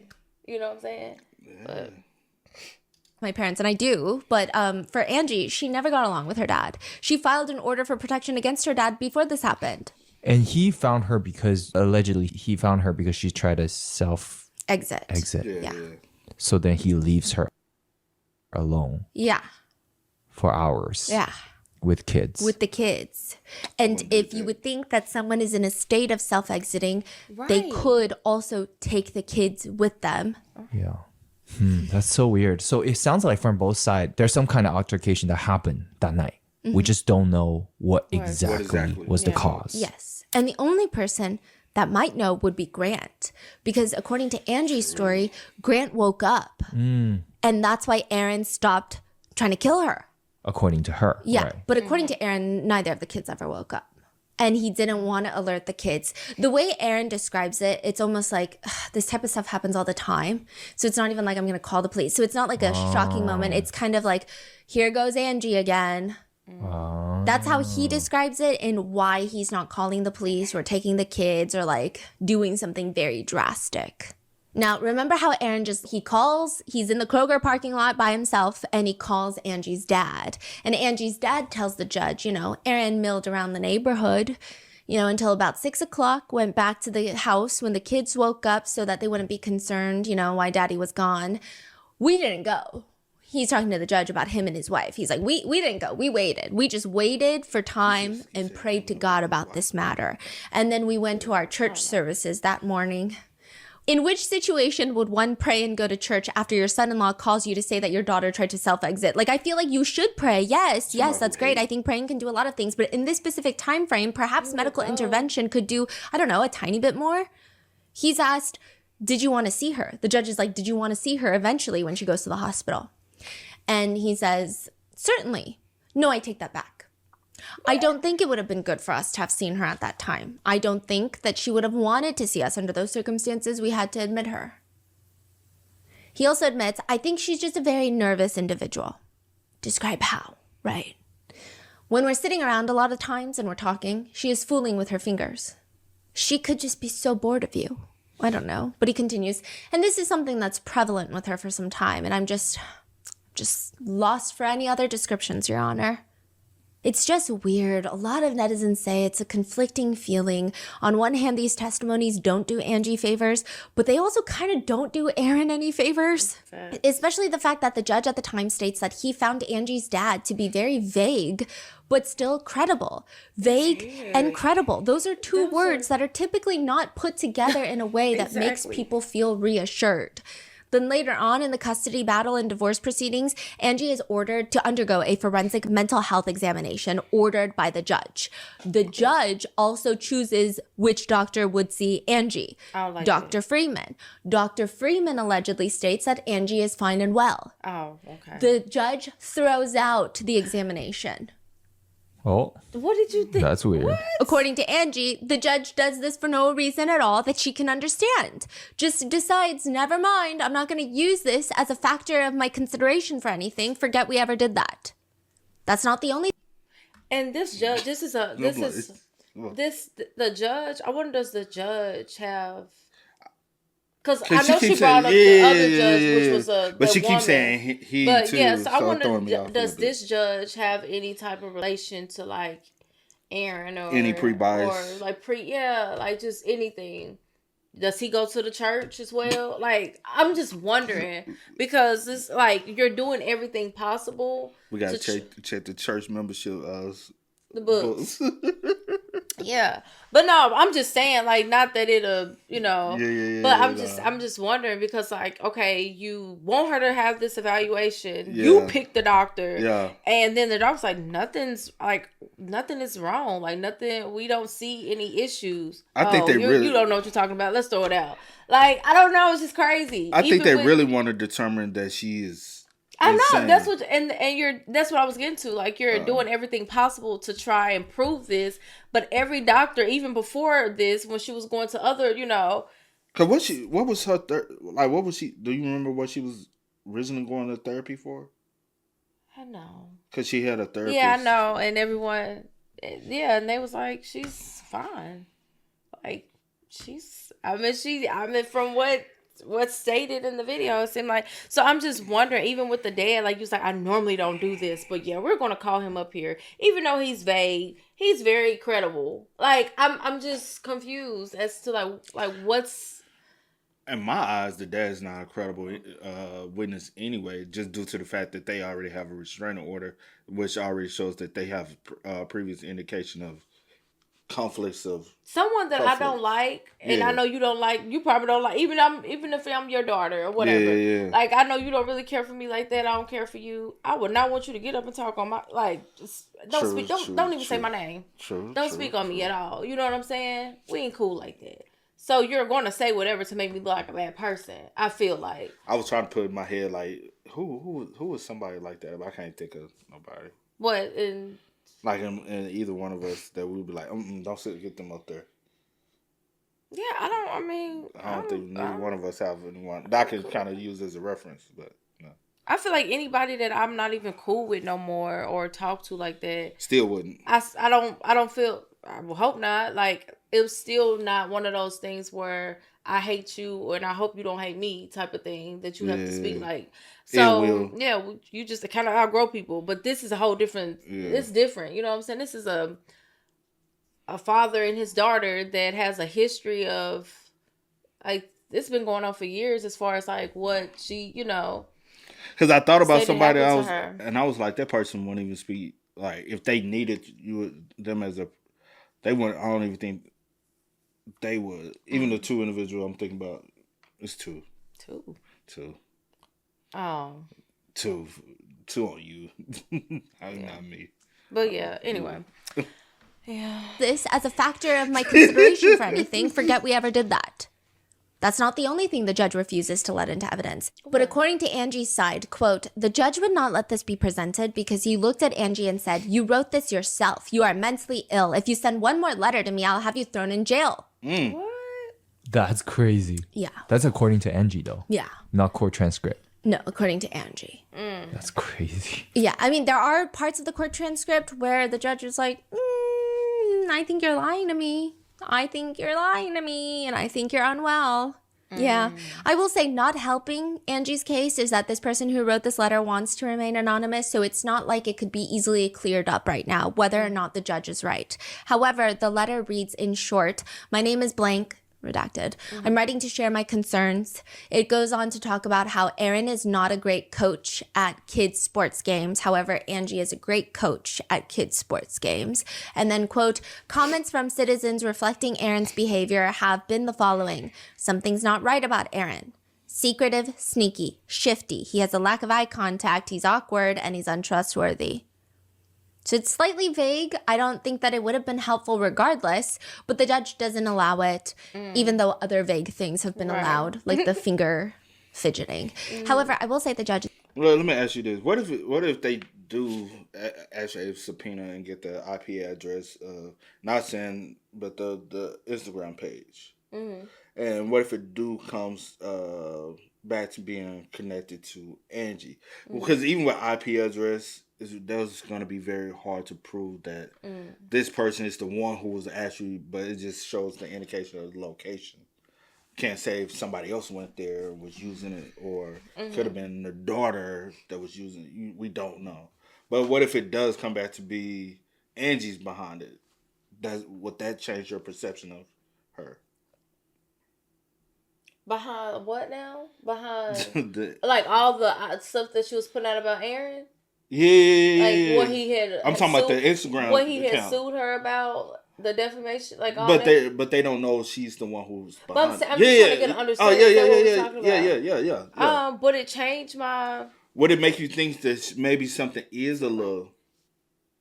It was the running. Sorry, I'm just hearing stuff. Would it make me change my? Would it make you think she is a little cuckoo to go? Because the friend said when Aaron was fired, she started up a Facebook blog and was going on these. So it is in her. This is my thing. Right? Okay, yeah. This is my thing. It's just so hard for me because I'm like I'm not a doctor, so I can't sit here and call somebody, But no, I'm just saying I can't sit here and call someone mentally unstable when you have had multiple doctors say that they get it wrong too, though. Right. So I can't sit here and diagnose. I don't have no type of background in that. Period. You know what I'm saying? So you took psychology a little bit. That's different. I was just playing. I'm playing. But I don't have no type of background in that field. Yeah. To sit here and be like, yeah, since she, like, I feel like hurt people, and they will do whatever they can to try to hurt. She's like, I'm hurt, you hurt me, whatever. I dislike you, I hate you, whatever. I hate using hate word, but I dislike you, I hate you, whatever. I'm gonna do whatever I can so people can feel the same way about you that I feel about. Like, I don't know. I do think that that's kind of like a little cuckoo in my sense. I just feel like you're putting too much energy into the situation. Especially if it's one of those situations where, okay, you go your separate ways, I go my separate ways, we'll co-parent. I get for some people it's harder to do, I guess. To have a healthy co-parenting relationship. But I just feel like all in all, on both parts, it was selfish. Both of them are selfish. And for me, y'all did not think about the kids. I 100% agree. Like, that's my whole, issue that I have with both of them, that the kids did not come first. Did not come first. I'm like, I get, you could sit all day and say that yes, the kids were taken into consideration because this, that, and the third. No, I don't feel that way. Just me, hearing this story, a couple times, 4 times now, 3 times now. I just don't feel like 100% that they were taken into consideration at no point. even with going to court and you feeling like, oh, well, they need to be with me because I'm more of the stable parent and she's over here doing whatever. Like, even with them, like, I get, like, you know, even if she was feeding them something, like, these kids want to have a relationship with their mom. You know what I'm saying? Obviously, like, in my head, I'm like, I don't know. I just feel like it's selfish, and y'all didn't take the kids into consideration. You still didn't answer what I asked you, but let me just say this. I did answer it. I do like when judges do take in consideration the kids' thought in custody battles, and actually sit down with them in their chambers and actually talk to them and see and pick their minds and see how they've been pushed, has any information been pushed into their mind, and really take in their consideration and not just hearing from both parents and the lawyers. Yeah, because at the end of the day, one parent can make themselves look a certain way in court better than, because financially they just better at doing it, are able to do it because they got more money, but they're evil at home. Like you said earlier, a lot of people look a certain way in the public eye, but behind closed doors they look like the devil. And a lot of that's possible to do. Like it. But yeah, that's possible to do even in a court. Yeah, there's plenty of people who came in represented for a murder case and they're suited and booted, and you like, ain't no way this person committed that murder, and they are a demon. Mm-hmm. So it's just all about, like, I'm just to say that part. I like when the judge do consider the kids' thoughts and experience. Yeah. But I was saying what they said to answer your question. I said basically my question was, what if it ever do come out that they are able to subpoena and find out who's behind it, and if it is Angie, would that change your, like, make you look at her like, oh, what is your true ulterior motives for you to even sit up here and make this whole account? I'm thinking maybe, I answered that. I said that, it would. Okay. But also, yeah.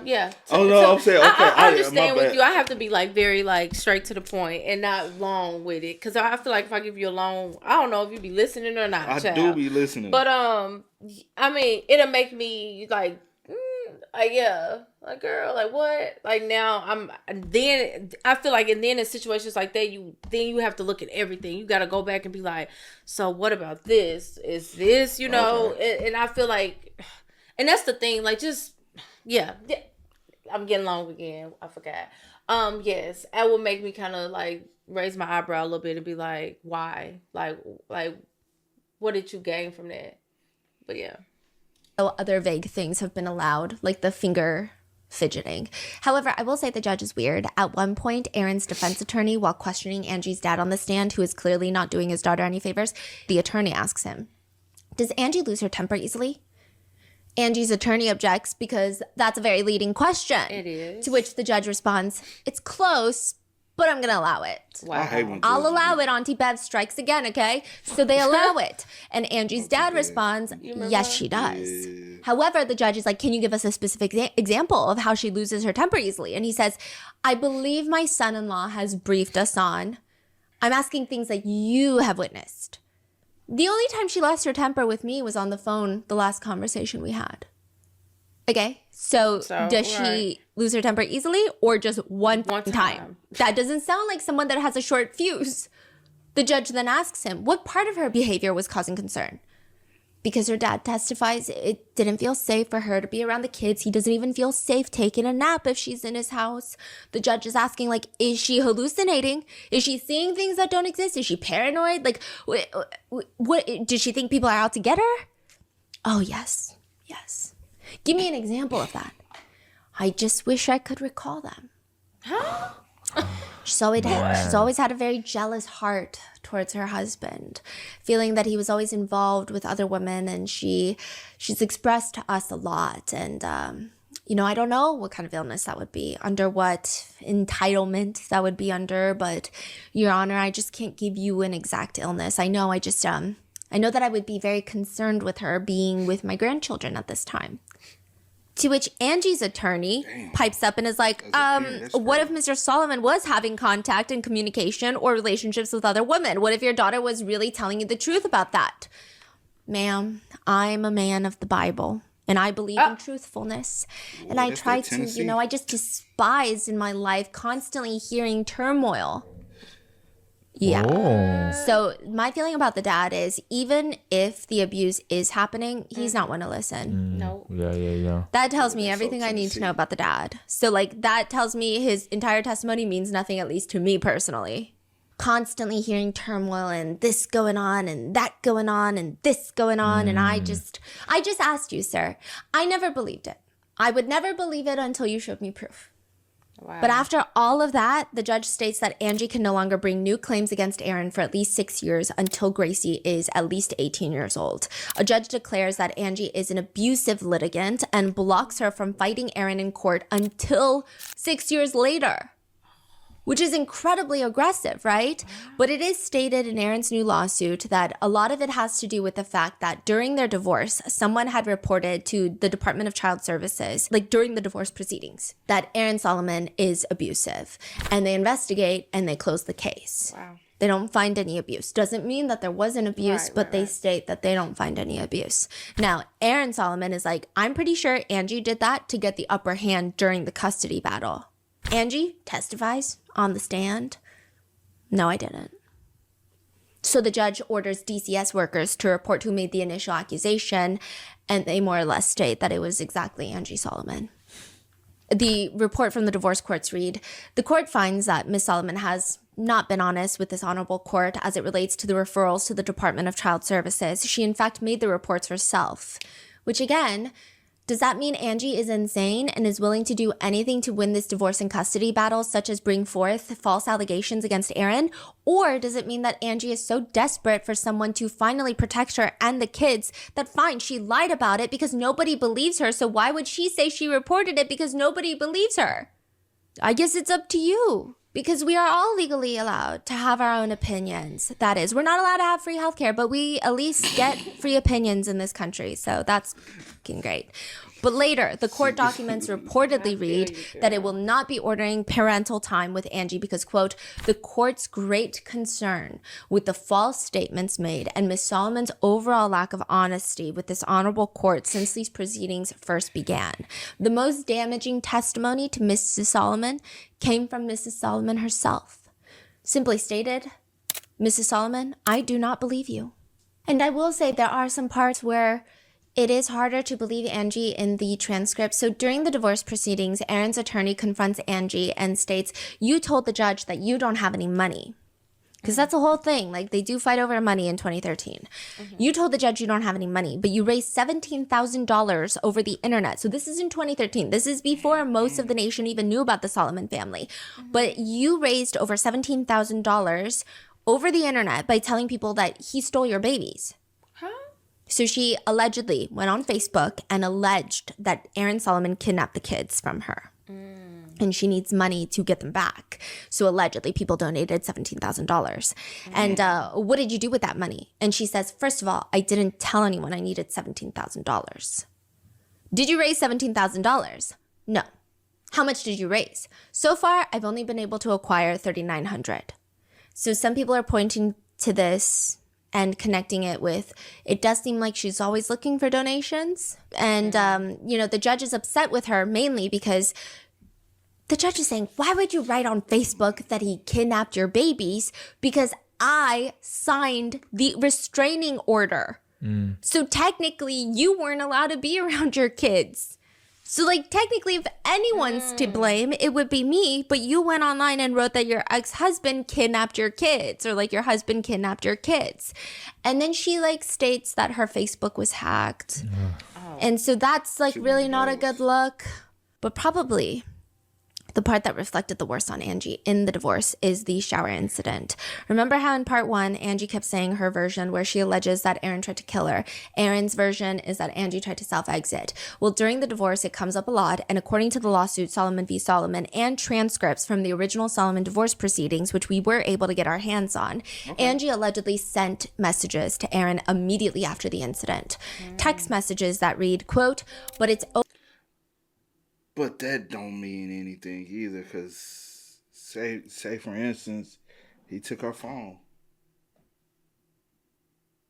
But when these text messages? What? Immediately after the bathroom incident. Oh, Where okay. Let me hear the after message. that he went to Kroger parking lot and sat in Kroger parking lot and called her mom. Oh, okay. I mean her dad. Her dad, yeah, okay.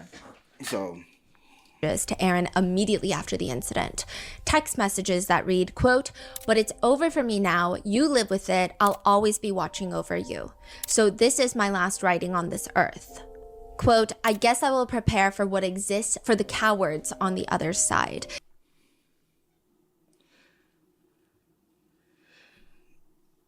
she said she sent this afterwards. This is messages you were sent before, not afterwards. Like the verbiage that's being used is something you was.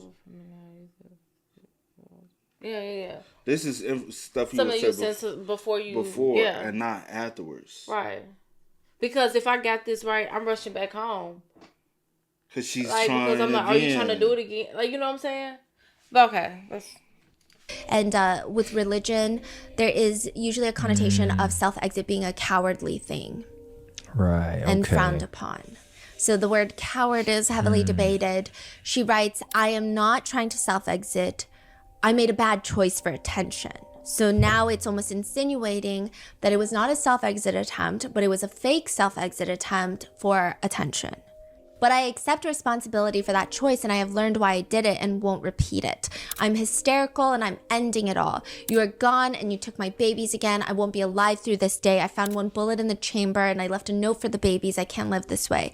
I called mom and I told her and dad goodbye. I never wanted to hurt myself, but I can't stand this pain and you won't talk to me. You took my children. Again, I hope one bullet does the trick because I'm not sure I know what I'm doing. I guess this is for old Ange. I'm scared to do. No. Because this part, I called mom and I told her and dad goodbye. But the dad said they ain't show no concerns to even go check on her. If you call him and tell him goodbye, I'm rushing over. I don't care what type of relationship. At the end of the day, that's still your child. And then he called me as well. And he called. So, but the next day, y'all just go to church. This is how her concern. And pray for her. At what church? Pray. I'm confused. I'm not sure I know what I'm doing. I guess this is for old Ange. I'm scared to do this, but I can't live without you, Gracie and Grant. Here goes. Then another thread where... And then she's talking in third person. I guess this is for old Ange. And text Angie, "And I have a picture of you in the shower when you tried to self-exit with the blow dryer." Angie responds, "Oh, Aaron, you took a picture before you tried to help me? That shows me where this has gone. Just go find another. I staged that anyway, but who cares? Use it against me. Now I'm a complete wreck. I won't be making any field trip or to the school. I'm beyond hysteria. I gotta calm down. All I wanted was to be loved, nothing more. Unfortunately, I wouldn't kill myself, but you would memorialize my faking it to get attention and use it against me instead of loving me." That is crazy. So that came out during the divorce. Wow. Angie states she doesn't recall sending these messages. She just knows that Aaron is the one that put the cord around her neck. Then she's presented with another text message that reads, "I'm hysterical. I'm going to end it." And she says, quote, "I do not recall sending that. I did not see anything on here that says that I sent that." So they have a recess where the judge is like, "I'm going to go eat my sandwich in the back in the chambers. And I'm going to, Angie, give me your phone." What? So they take Angie's phone and they find the text messages. They scroll back and wow. But that still doesn't prove the fact that she sent it. It just comes from her phone. Right. I can go right now and send a message. Does that prove that you sent the message? I literally have... Come on, bro. Says then, "I don't recall saying that, but if I did, I just said it because I knew it would bring him back home with the kids. So I just said it because I knew that's the only way he would get back." There's a text message from Aaron to Angie around that time that reads, "Please don't do anything drastic. I love you. The kids love you. You need to get more help. Seriously, I'm worried about you." Which some people believes goes to Aaron's argument that Angie is unwell and is constantly doing these types of things and accusing him of things and is unfit. Then Aaron's attorney presents another email that Angie allegedly sent Aaron that reads, "I'm not wanting to self-exit. I made a bad choice for attention, but I'm accepting it." And so she's asked, "What are you talking about in this email?" And she states, "In order for Aaron to stay at home with me, I had to take ownership of what happened." Tell us what you're taking ownership for. Like, what bad choices are you taking ownership for? Angie's explaining that in their marriage, when anything goes wrong, any sort of violence takes place, she has to take ownership and fault for it in order for him to come back. And all she wants is her kids to come back because she doesn't trust him with their kids alone. So she's saying, this is just because this is what needs to be done. I will say a lot of netizens understand to some degree. They say that in toxic abusive relationships, the abusive partner will have you saying things or taking responsibility for their abuse by saying that you will work on not triggering them to violently assault them. Things of that nature. So she's stating that's the only reason that this happened. Now, the reason that a lot of netizens are a little conflicted about whether or not to believe Angie in this scenario particularly is that she doesn't just outright tell the judge that. I think perhaps, maybe, if she had said, hey, this is what happens because of A, B, C, and D. But then others are arguing, well, maybe she kind of tried, but she's not that good with communication. She's not that good with expressing what's happening. Maybe she's just discovering that she's being abused. So it's just it's hard for her to put into words why this is happening to her, what's happening. But she does state, like, that's how I would get him to come back.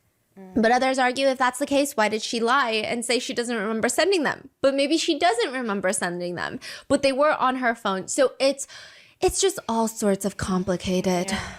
And then the judge does something that is annoying. The judge asks her, why did you even want him to come back? And she's like, because the kids, and I don't know, like, she doesn't have a good reason, which again, like, a lot of people in abusive relationships don't have great reasons. But the judge is like, and this is the man who you said put a cord around your neck and you wanted him back? So the judge, I think, is not particularly my favorite judge, does not seem to have, at least in my opinion, the best understanding of toxic abusive relationships, whether it is Angie and Aaron or if it's not. But it's just, why would you ask that? He continues to ask, why would you want that man back? I wanted him back because I love him. I loved him then. But what you're saying to me doesn't make any sense. These are all the reasons why people are starting to, even in 2025 after Angie's arrest, are starting to turn on Angie, and they believe that there's a lot that she's hiding that we don't know about. And they're hoping that potentially a criminal trial, a trial for murder for hire plot, will bring answers finally. A lot of people believe that there are too many unproven claims going in too many different directions. Angie has accused Aaron of being part of that high-powered sex trafficking ring, and then we never really hear much of it ever again. We hear that he was, on top of being accused of being an abuser who has manipulated, tortured, and assaulted his family for years.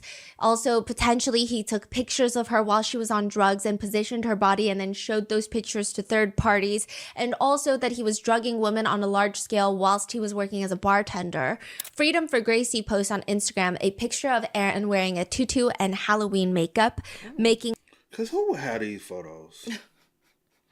Like, on some real spit, who would have these photos to discover these photos? That's an old photo. A drink, and the caption reads, "This was Halloween." But Aaron worked as a bartender at night. Even as a professional businessman, he continued bartending. Post-divorce, Angie has heard stories that Aaron drugged women back in these days before people knew what it meant to be roofied. We don't really have any other claims or other people coming forward. I mean, sometimes the Freedom for Gracie Instagram page will say people have come forward, but we don't really get more information out of it. And normally I would say I would feel inclined to believe it. But obviously with highly contentious divorces and custody battles, I've seen people say absolute insane things about their ex-partners, you know, so I don't know. Aaron claims that all of this is not even just to destroy his reputation, but, quote, it's part of a concerted commercial scheme to sell products and raise money for Angie Solomon by misleading consumers with false statements to generate sympathy. And for the longest time, Aaron Solomon was silent. And a lot of people took that silence as guilt. I think a lot of people were thinking, why would you not come forward and say, these are not true? Like, this is not me. And Aaron Solomon was arguing that he did with the community, he did with people he cared about. He didn't feel the need to do it on a national scale. But eventually, after Angie Solomon's arrest, Aaron is featured on 2 episodes of a Good for Grief podcast. It's a very small podcast done by one of Aaron's friends. I believe they also attend Grace Chapel Church. And so this is not just like an unbiased confrontational podcast interview. This is not testing the theories, testing the evidence type of interview. It's not investigative. It's completely, here's my friend. I'm just going to use your platform to say what I want to say, which is, you know, fine. But, it's an interesting podcast. It's an interesting listen. He's asked in that podcast if he feels relief in the strange sense of the word, because the way that Angie was arrested, the podcast host believes that this shows the public, this shows the people who was the crazy one in the relationship. Aaron does start getting emotional. He says, I don't know if relief is the right word, because it's hard to hear no matter what, you know, the mother of your children and the person you married speak so easily about wanting you dead. That's very hard to hear. It's hard. I don't know if relief is the right word. It's hard to hear, no matter what, the mother of your children and the person you married to speak so easily about wanting you dead. That's hard to hear. He says it's validating in some ways. He says, quote, it's also somewhat alarming and disturbing how many of her supporters still want me dead and speak outwardly about it online. And you're like, you know, so my head is on a swivel every day, and that's not fun. He says he hasn't spoken to Gracie, his daughter, in 5 years. He says, my heart hurts of her because I can't remember if I said this before, but with all that's gone on, I feel like I failed in not protecting my daughter from what has happened to her via her mother from a mental perspective. He says, you know, this whole time I've been very quiet. I wasn't sure it would benefit her at all for me. And for both parents to be out there on social media or on a podcast or on a blog or a TV show or a documentary or whatever, I'm kind of saying my side, you know, although there's been plenty of times where I wanted to. So he's saying he never really spoke up prior to Angie getting arrested because he felt like it would not benefit Gracie.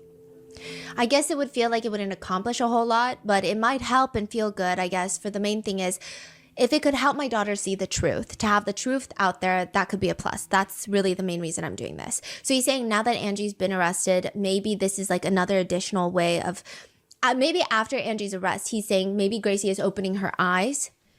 And this is like, hey, here's a very easily available truth out there. But I'll say this. I would want to hear Gracie speak out now that she is an adult. She hasn't been around either parent for the last 4 to 5 years, because she did go, I'm assuming she went to custody around that time. So I wonder her thought process now. How does she view everything now? I still think she might still feel ill will about her father because of the death of her brother. But beyond that aspect, I wonder, like, where's her mental? You know, like, was she around with family, or was she just in the system?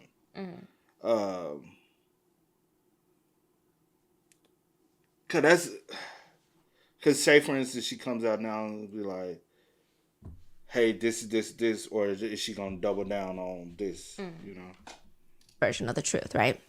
He says that he's grieving the loss of both of his kids. Quote, and being a dad was the coolest, most important thing in my life, and it went away quickly. And so the darkness and the abruptness of that is hard, and to feel, like I mentioned before, the day of my son's accident, the helpless feeling of not being able to protect and help and recover and fix, and to try and not be able to help that and not be able to help my daughter in a different but also very dramatic way is very hard to deal with on a daily basis. Aaron says that he hopes in a way that if there is a criminal trial for Angie, he says he hopes a lot of the truth will come out. I will say the podcast episodes, I mean, it's hard because both the parents, when I listen to them on most podcasts and interviews, they seem very rational people. They seem like they've got their head on straight. Angie all the time seems like she's got her head on straight, except when she's kind of saying things that don't align with other things we've heard, such as Gracie saying that she's posting that YouTube video on her own free will. And then later Angie is saying that she didn't want to do it. So those are the times where I kind of raise my eyebrows at Angie in her podcast interviews. But otherwise, I never get this sense that she is this weird attention-seeking narcissistic mother who would manipulate her children. I don't get any sense of that. And then with Aaron, I actually don't get, I don't think you can get a sense of whether someone is a predator. I don't think so. Like, I think if you say you can, it's very difficult. So that's, I don't even want to say that I'm judging that, right? I'm not saying that he is or is not. I'm just saying, like, it's not something that I would sit there and be like, let me see if someone is a predator when they talk about something random, right? But I don't get like this very conniving vibe from him either.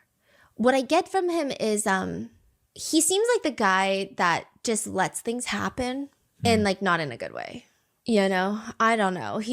Like when I listen to the podcast, I'm like, okay, well, maybe it makes sense that he doesn't want to sue Toyota. I don't know. Like on one hand, he seems litigious, but on the other hand, he seems like the type of person that's like, oh, well, moving on. My son died suspiciously. Oh, well, moving on.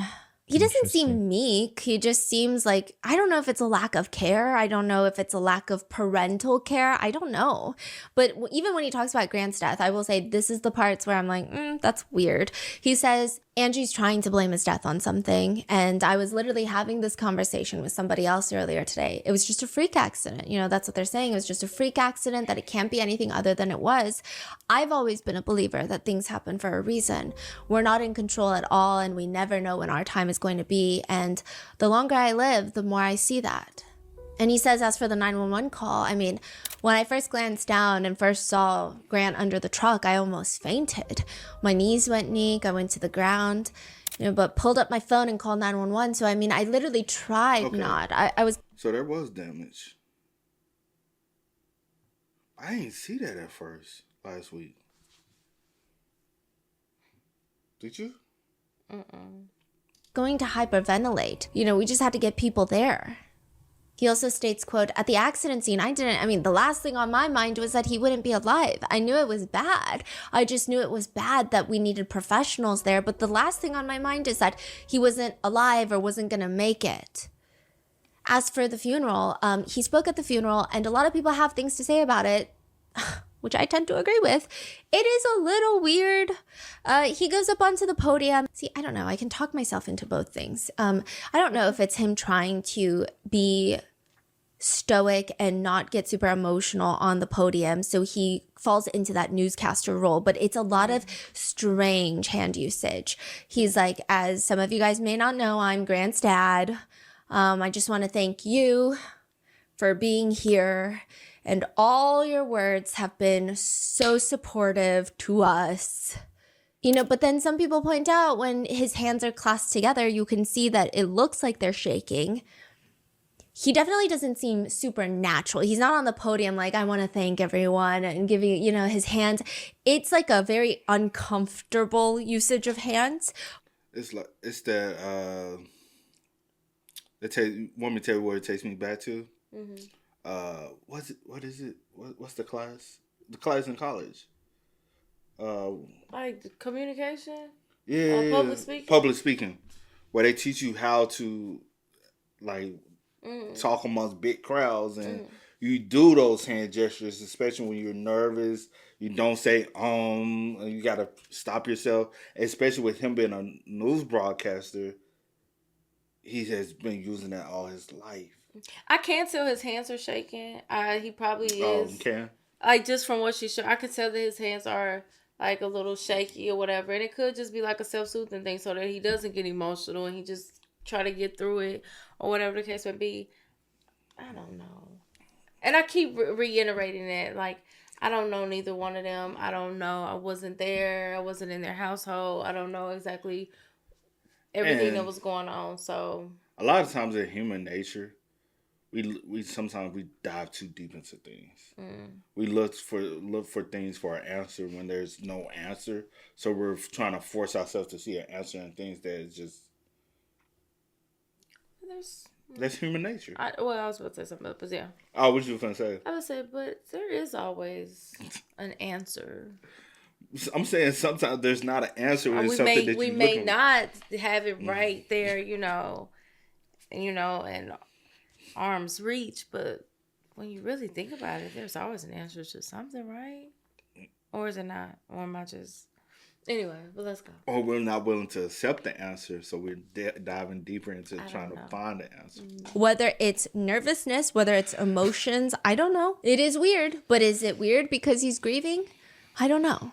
And he was just saying that for the funeral. He was trying to be strong. He was trying to be strong for Gracie, but also Angie. And in the funeral speech, he does talk about Angie, and he brings Grant into Angie and talking about how Grant loved being held by Angie when he was younger. And so it seems like on one hand, I can see him trying to, although we've been through a lot as a family, like let's try to come together for this very difficult moment. And I even want to show my ex-wife that I'm trying to be there for everyone. But on the other hand, it's also like, I don't know, the accident is so weird.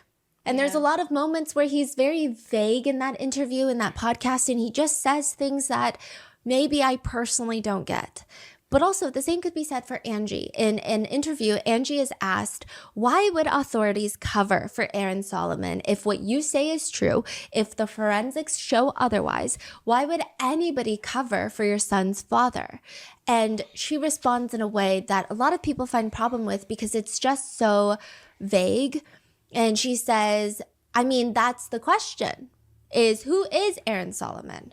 Who is he really? And really what you're seeing here is in the sadness of Grant not being here any longer, it's just a pattern, just a continuation of the pattern of life that we've lived from 2013 till the day in July 20th, 2020, under Aaron Solomon's control. It's just a continuation why no one helped ever at any point, why no one stopped and stepped out of the circle and helped Gracie and Grant just as children on their own. There's a forensic evaluation and interview on file at the Williamson County Sheriff's Department that was arrestable and they let it go. I don't know. So if one adult had done their job, Grant would have been able to step in and do the job that adults are supposed to do. So some people thought it was a little vague. Some people thought that there are points where in different podcasts, I've seen at least 2 different times that this has happened, where the podcast host will compare Aaron Solomon to the Murdoch family. Also a Southern family, also a highly influential Southern family. I think the Murdochs are actually influential. I don't know how influential Aaron Solomon is, but there are times that people have pointed out that she kind of smiles at the comparisons, the analogy, the tying of the 2 names together. So I don't know. Some people think that's weird, but also Aaron is weird too. I think Aaron, during the interview, the podcast interview, he has these really weird emotional moments where when he talks about what it's like with Grant being gone, I will say he's emotional throughout the entirety of the podcast. And there are other times that he's emotional, but in regards to Grant, he's talking about how Grant being gone, quote, he's got so many friends that are still doing well in baseball. So I'm seeing a lot of his friends doing awesome things in their baseball. And a guy that he played with just got called up to the big leagues. And another one that he beat in a state tournament as the sophomore just got to the big leagues. I've got all that coming at me every day too. I've just been a heavy time in just so many different angles. So yeah, there's that. A guy that he played with just got called up to the big leagues. Another one that he beat in the state tournament just got to the big leagues. I've got all that coming at me every day too, in just so many different angles. People think this is evidence that all Aaron cared about was Grant's baseball career. Others argue that Aaron just happens to be a sports guy, so this is the way he communicates is through sports, and maybe this whole thing is him saying that the potential that his son had in life. So it's like the potential is gone because, his life is gone. But others are arguing, like he literally only cares that Grant's friends are doing well in baseball, and he wishes his son was here to do well in baseball. I mean, it's just up for debate. A lot of people are just commenting different things. One netizen just brings up the 911 call and says, that's really the only thing we have to go off of. And dad is too calm. And with the mom in podcast, she lies and cries without tears. And I find them both sick. And I just think, poor kids. Yeah. Another comment reads, this feels like when it's all about me, couples collide. Yeah. It was never about the children. It's always about winning. R.I.P. Grant, and I pray for Gracie. Yep. Another netizen comments, imagine having a possible psychopath as a dad and a pathological liar as a mom for parents. Poor kids. So where are we now? Aaron has since long dropped his defamation lawsuit against Angie. This was in 2023, and now Angie is awaiting a potential criminal trial. She is out on bond. During her bond hearing, the judge says, I have to say that I have deep concerns about the defendant's ability to see the situation she's in right now. So I'm going to reduce the bond to $250,000 only on the condition that she's under house arrest. Plus, you're going to have to remove all telecommunications devices and internet devices from the residence. And if somebody slips her a telephone, she's going to be right back in jail. The only exit she would have is to come to court. That's the only time she would be allowed to leave the premises. And then he looks to the prosecutors and says, what? So She said that's the only time she can leave the premises is go to court. Yeah, so how she take her? What about like? She can't move in with family. That's be the next. I don't know. Then maybe she got a friend she's staying with, or something. She can't meet nobody new, and then how I'm gonna keep in contact with them? Well, that should be the last thing on your mind. Can't write a letter. I'm just saying, like you can write letters. You really think they're gonna? Cause I can write a letter to hire another hitman. You think they're really gonna let her communicate with anybody? Basically, If you do that, then you just on top to hire a hitman. You right. You already right. So to double down and like that's insane. It's already insane. Can I see her doing it? Yeah.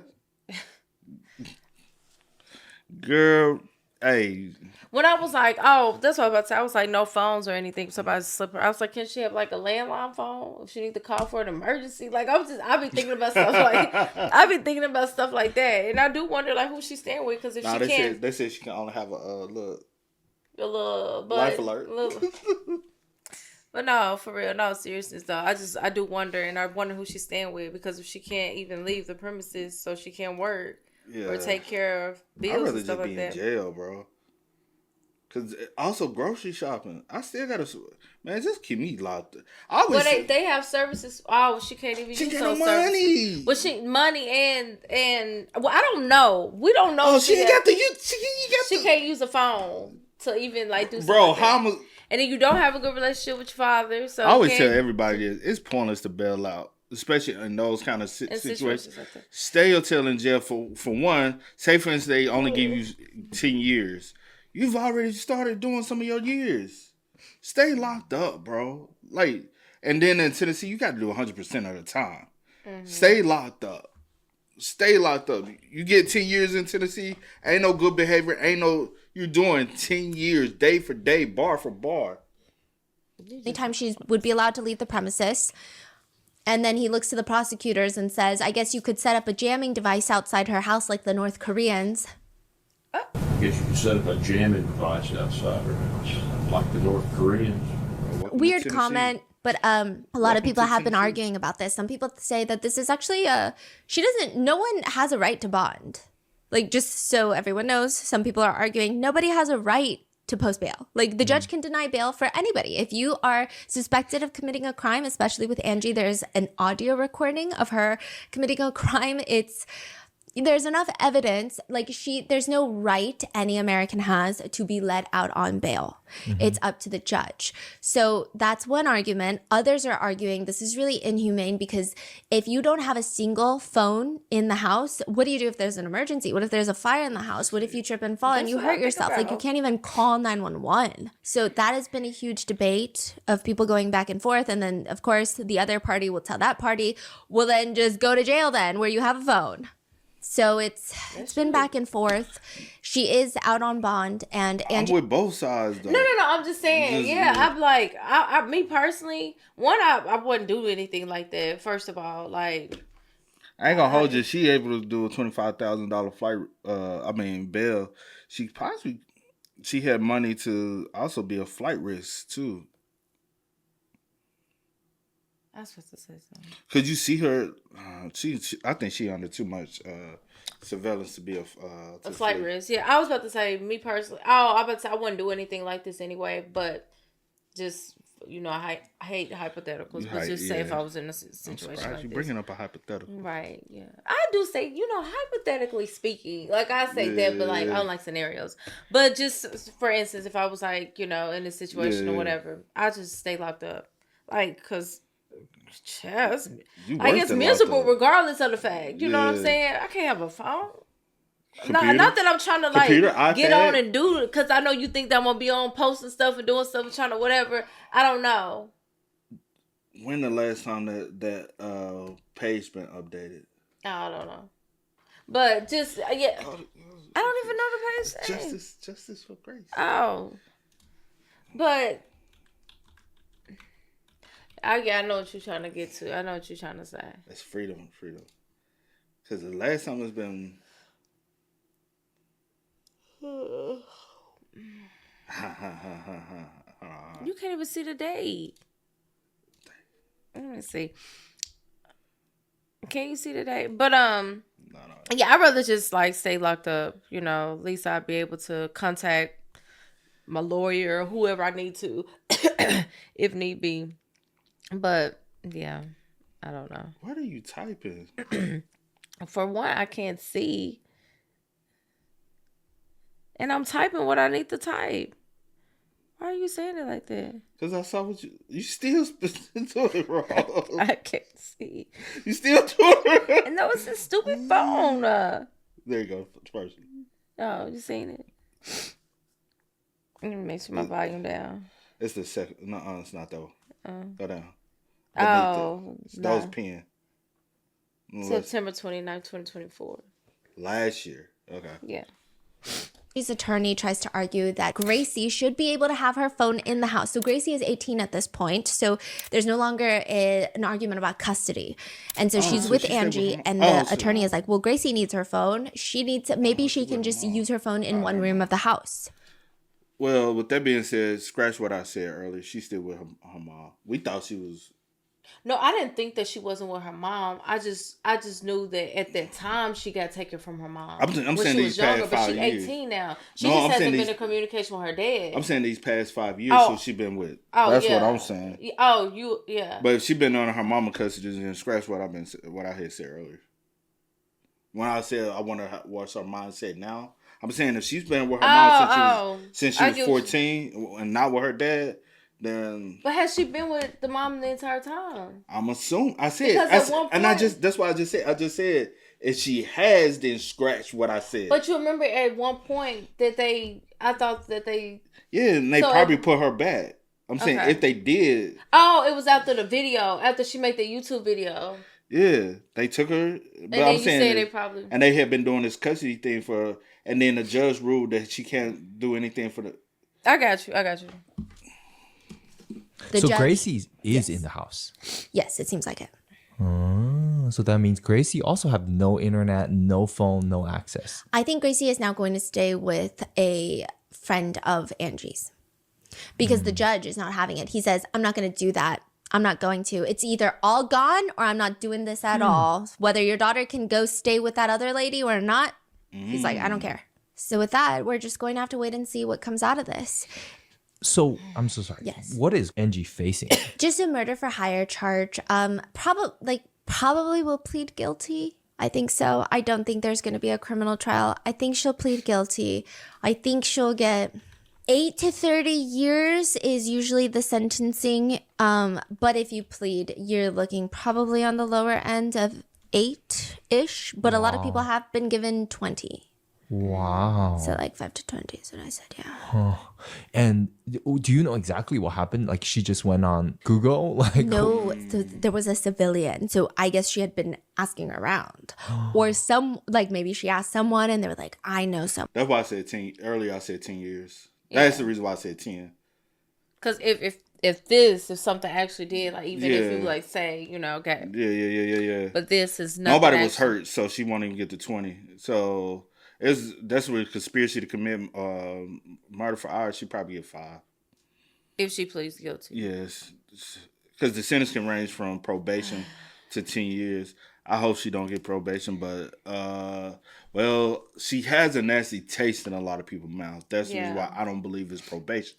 If she didn't have a nasty taste in everybody's mouth, being in the state that we are in, and being in the area that we do live in, I would 100% say she was getting probation. If she didn't have a nasty taste in everybody's mouth. Yeah. But since she does have a nasty taste in everybody's mouth, and she's been rubbing everybody wrong, and a lot of people, At least 5 to 10. 5 to 10. Yeah. And this is just we gonna prove something to you type of situation. Because Tennessee is we gonna prove something to you type of state, and tread lightly when you, for those who want to move here or anything, it's one of those states. It's very, a lot of people don't look at Tennessee as the South. Yeah, I know. And I'm like, why not? Yeah. Tennessee is one of the... Because they look at the South as Louisiana, Mississippi, Alabama, Georgia, South Carolina, Texas. And I'm like, y'all don't consider Tennessee the South? Y'all do fail to realize Tennessee is the foundation of the Ku Klux Klan? Like, that's where it all originates from, is Tennessee. Martin Luther King died in Memphis. Yeah. Like, all right, cool. It's trust and believe. It's one of them. Yeah. Yeah. One. So a civilian comes to the police. They go to the Tennessee Bureau of Investigations, and then they get an undercover agent. And there was actually a civilian involved in all of this, an undercover. I guess they went undercover. So they're like, oh yeah, I know a guy who worked with my buddy John, and so I'm gonna introduce you to this guy. Wow. Yeah. So this is like just a neighbor. Yeah. Wow. Just like a regular suburban person who is like, oh, I gotta go to the cops. So Angie, though, is awaiting a criminal trial. I feel like there's probably going to be some sort of plea deal. I don't think that there's going to be a trial.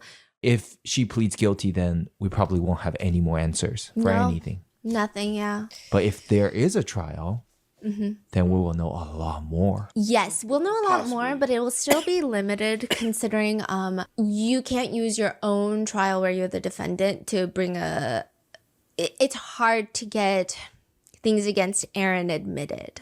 Right. So it'd be a little difficult. I imagine that there would be a lot of legal barriers that the prosecutors would try to block to bring up all these different things that would be against Aaron, right? Because then you're basically saying, well, the victim deserved it, so I was trying to kill him, you know what I mean?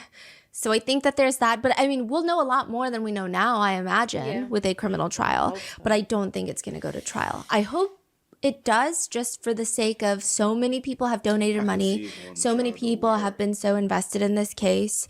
And just if something did happen to Grant, that's probably the best shot to get an open investigation. That's probably like the best shot to get any sort of extra information to force the police to get an investigation. So I do hope that I'm wrong, and I do hope that there is a criminal trial, but I think it's unlikely. You said there's a gag order on the whole family? Yeah, the whole family is under a gag order, and even if they weren't, I mean, it's probably advisable that they would not talk, yeah. But Angie has previously said about Grant's death, there has to be a way, with all the ways involved in covering this up, there has to be a way to carve out what happened to Grant. We had a child die and no explanation for it. We have one witness, and that witness's story cannot be true. So if not that, then what?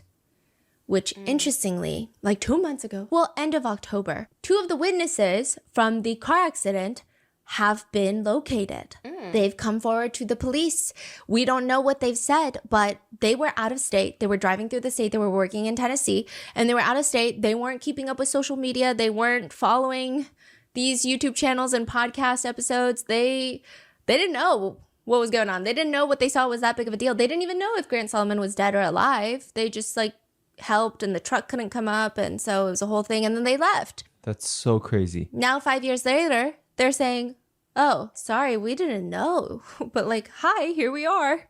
Wow. So it should be interesting what they have to say as well. Yeah. Because they might be the only people that have something to say that might be worthwhile. Yeah.